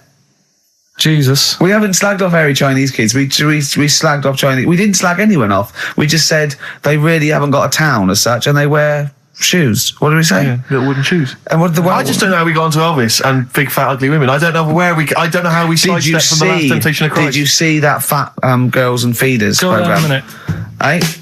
What's Tom Petty first? Oh, brilliant! It's a great song. Breakdown. How many Tom other Petty. radio shows have talked about Last Temptation of Christ, Chinatown, fat ugly women? Yeah. In 60 minutes. Exactly. Incredible. Sony Award winning. I've always wanted a little owl on my desk. I'd like be doing work and there'd be a little owl there, and I go, "Can you give me that pencil?" And it just sort of goes over and gets me a pencil, goes, "Cheers," and it just watches me and it thinks I'm brilliant. Do you know what I mean? Not really, no. No? No, I've never had an urge to have any kind of animal sat on my desk. No, Carl? You'd like a little owl, wouldn't you? That helped you. No, I had a little magpie, didn't I? We've talked about that. Oh, he came down and started pecking your grifter, didn't he? Yeah. What was his name? Maggie. Sure. Brilliant. And you took it to school and it didn't come back once. Didn't come back. Didn't see it again. Oh dear. Did it ever peck your head? Because you used to have hair, didn't you? Mm. Yeah. No, it did. It started getting a bit violent. Really? Yeah. But was it becoming sort of age when adolescents probably sexual frustration sort, because I think magpies go for shiny objects, don't they? And you were probably sort of probably losing it a little bit then in the front, and so when the sun was out, there's a bit of a sheen on the front. They saw a glare and thought, I'll have that. Yeah. What is that? That's brilliant. Yeah. Or as it was sort of pecking away, it mistook it for a tree. Yeah, because of the noise. Because of the noise. Yeah, the hollow sound. Go on. Women wearing trousers and that, right? On the estate that I grew up in, on, right? There was a woman about 4 houses down, right? Rough. She's the one. She was, or the estate? She was, right? Yeah. She's the one whose kid took a horse into her house. Yes. Right. Now, we won't go over that again. No. If you're a new listener, I think we covered. I think they get That's the all you idea need to know. Right? Yeah. Now, she used to wear leggings. Yeah. No, they're a bad idea. They are a terrible idea. I agree with you there, Carl. If you're a lady of what the colour? normo persuasion... Were they pink? No, they were sort of black, but with all bits on them. Oh, right. Do you know what I mean? What, toast and just horse droppings? Yeah, go on, yeah. And she used to, she's quite a big woman. Sure. Pauline Quirk, I think you described her as. Looked like a light bulb when she was those bending kind of over in women that are leggings. attracted to leggings. Yeah, I know, yeah. They are drawn to them like a moth. Yeah. She used to wear them, and that's what I remember when I read this piece. She used to work on one of those sex line things. Right. She used to do that. But what, was she, an engineer? The weird thing with her was, she had big eyelids. Right. Go on. That were too big, and this is what I was thinking. What do you mean she had big eyelids? How big do eyelids have to be for you to go, they're big eyelids? What was she shoplifting with them? Would she come out of Dixon's with, like, radio stored in them? What do you mean she had big eyelids? It was another one of them popular things around our way, do you know? Like, what do you mean popular things? They go, oh, I'll tell you what, they're all the rage. Can I get some big eyelids, please? No, it was just like one of them things that people suffered with. Just big eyelids. They could hardly open their eyes. What do you mean? What do you mean? That's one of them popular things around where I grew up. People had big eyelids. They could hardly open their eyes. What does that mean? What sort of freak town were you born in? You had webbed feet people with big heads. You got women with big eyelids. What does big eyelids mean? Are you confusing her with the horse? Yeah. Did she have hooves? Look, what? Just too much skin. It was like the neck of a chicken.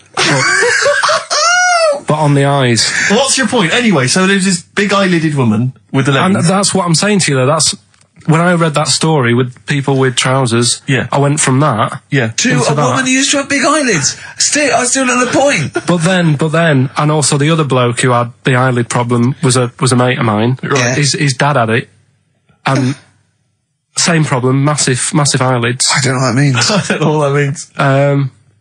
I used to say to my mum, I'm going round to Dave's house. Yeah. And or Drew say, Pig, well, as you call it. that's all right, but make sure his dad doesn't take you out in the car, because he could hardly see. He had to have his head. He gets to tilt his head back to keep his eyes open. Make sure! Did he have a couple of matches with him at all times? What a load of gobbledygook. This began as educating Ricky. I know, it's like he was people with eyelids. But it's like you're supposed to make that leap as well. Yeah. If I mentioned the trousers, Ricky will probably be thinking about people with big eyelids and women wearing leggings. Play a record, Carl. Got nonsense. Adverts. No. Oh, all right. I had so much mash farmers. last night. I had so much sausage mash, the second helpings, that I had to sit on the edge of a seat so my stomach could hang down. I love Spuds. Spuds and bread. I could not do without Spuds and bread. I feel like maybe I could make my own bread. Spuds, I wouldn't know where to start with a spud. Yeah. And it's like, they're amazing. You can boil them, you can broil them. Yeah. I don't know what broiling is, Nor do but I suspect it's tasty. I don't think it's as good as... I mean, obviously the chipped potato is... For the working classes, the chip. It was always on. The chip fat fire was always on in my household. The ceiling, the death trap fire, polystyrene ceiling was yellow. Exactly. Come Wednesday in our house. Yeah. And, always had chips. Because all I remember hearing, if I think back to my childhood, all I remember was, gotta stop and get some potatoes, or phone your dad, tell him to get some potatoes. Well, that was your job, wasn't it? Carl? Yeah. I mean, it does concern me because what did you have to do? Didn't you have to fill a diary out for your teacher? Do you know when you're at school? I don't know if you do the same thing, but you get like a little red book, right? And every night, I think it was a way of the teachers sort of keeping an eye on you. So if you went out robbing, if you wrote it in your diary, they'd go, what you're playing at. Sure. Right? So you'd have to write down what you did every night. Yeah.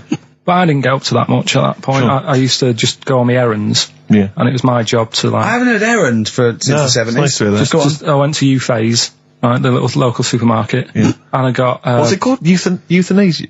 What? I did... U-Phase. U-Phase. U-Phase. Yeah. H-U-G-H. U-Phase. Oh, Hugh Phase is his name, right. Yeah. And I just had to get like a bag of potatoes. Of course you did, yeah. And a loaf. Staple. So I used to put that in my diary every day, and it got to a point when like even the teachers were like, just make something up. Yeah.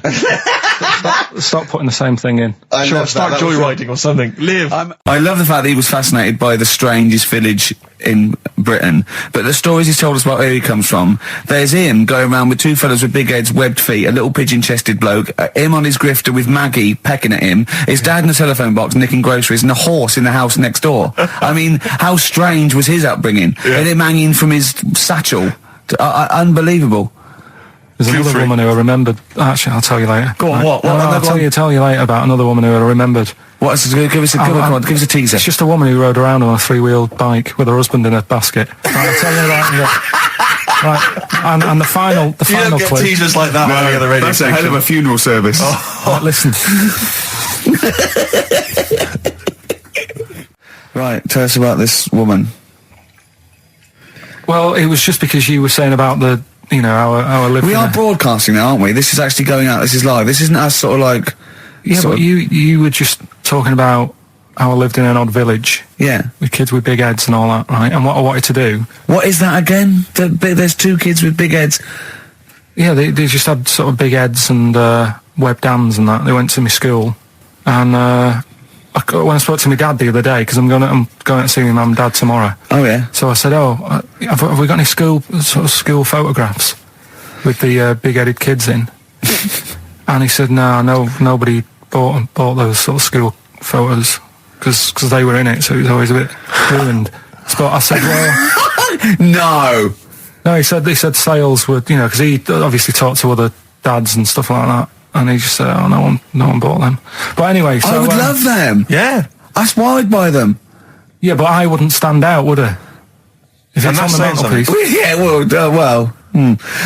But anyway, so I was talking about, When you say they had big heads, what do you mean? Do they look like someone from Doctor Who? They were just quite big. But they weren't related? No. So why did two blokes with big heads and webbed feet? I lived in a weird area. There was a chemical plant close by. I can't believe you've never told us that before. That explains a lot. Not just the freaks in your neighbourhood, but... No, there was loads of weird stuff going on. There was this, like I said, there was this woman who used to live in one of the council flats, right? And she had a three-wheeled sort of big, what do you call it? Three-wheeled son. He was the weirdest bloke we ever knew. What do you call it? Like a big tricycle, but for an adult rather than one for a kid. It was a big one. It wasn't a motorbike though. It was a no. It was a push bike thing. Yeah. And she used to sort of ride down the road with a fella sat in the basket on the back with his legs dangling over.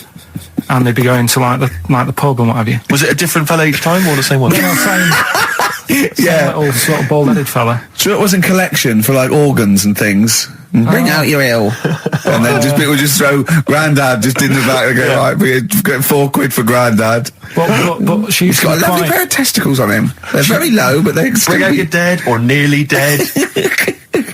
She used to pick on her husband quite a lot.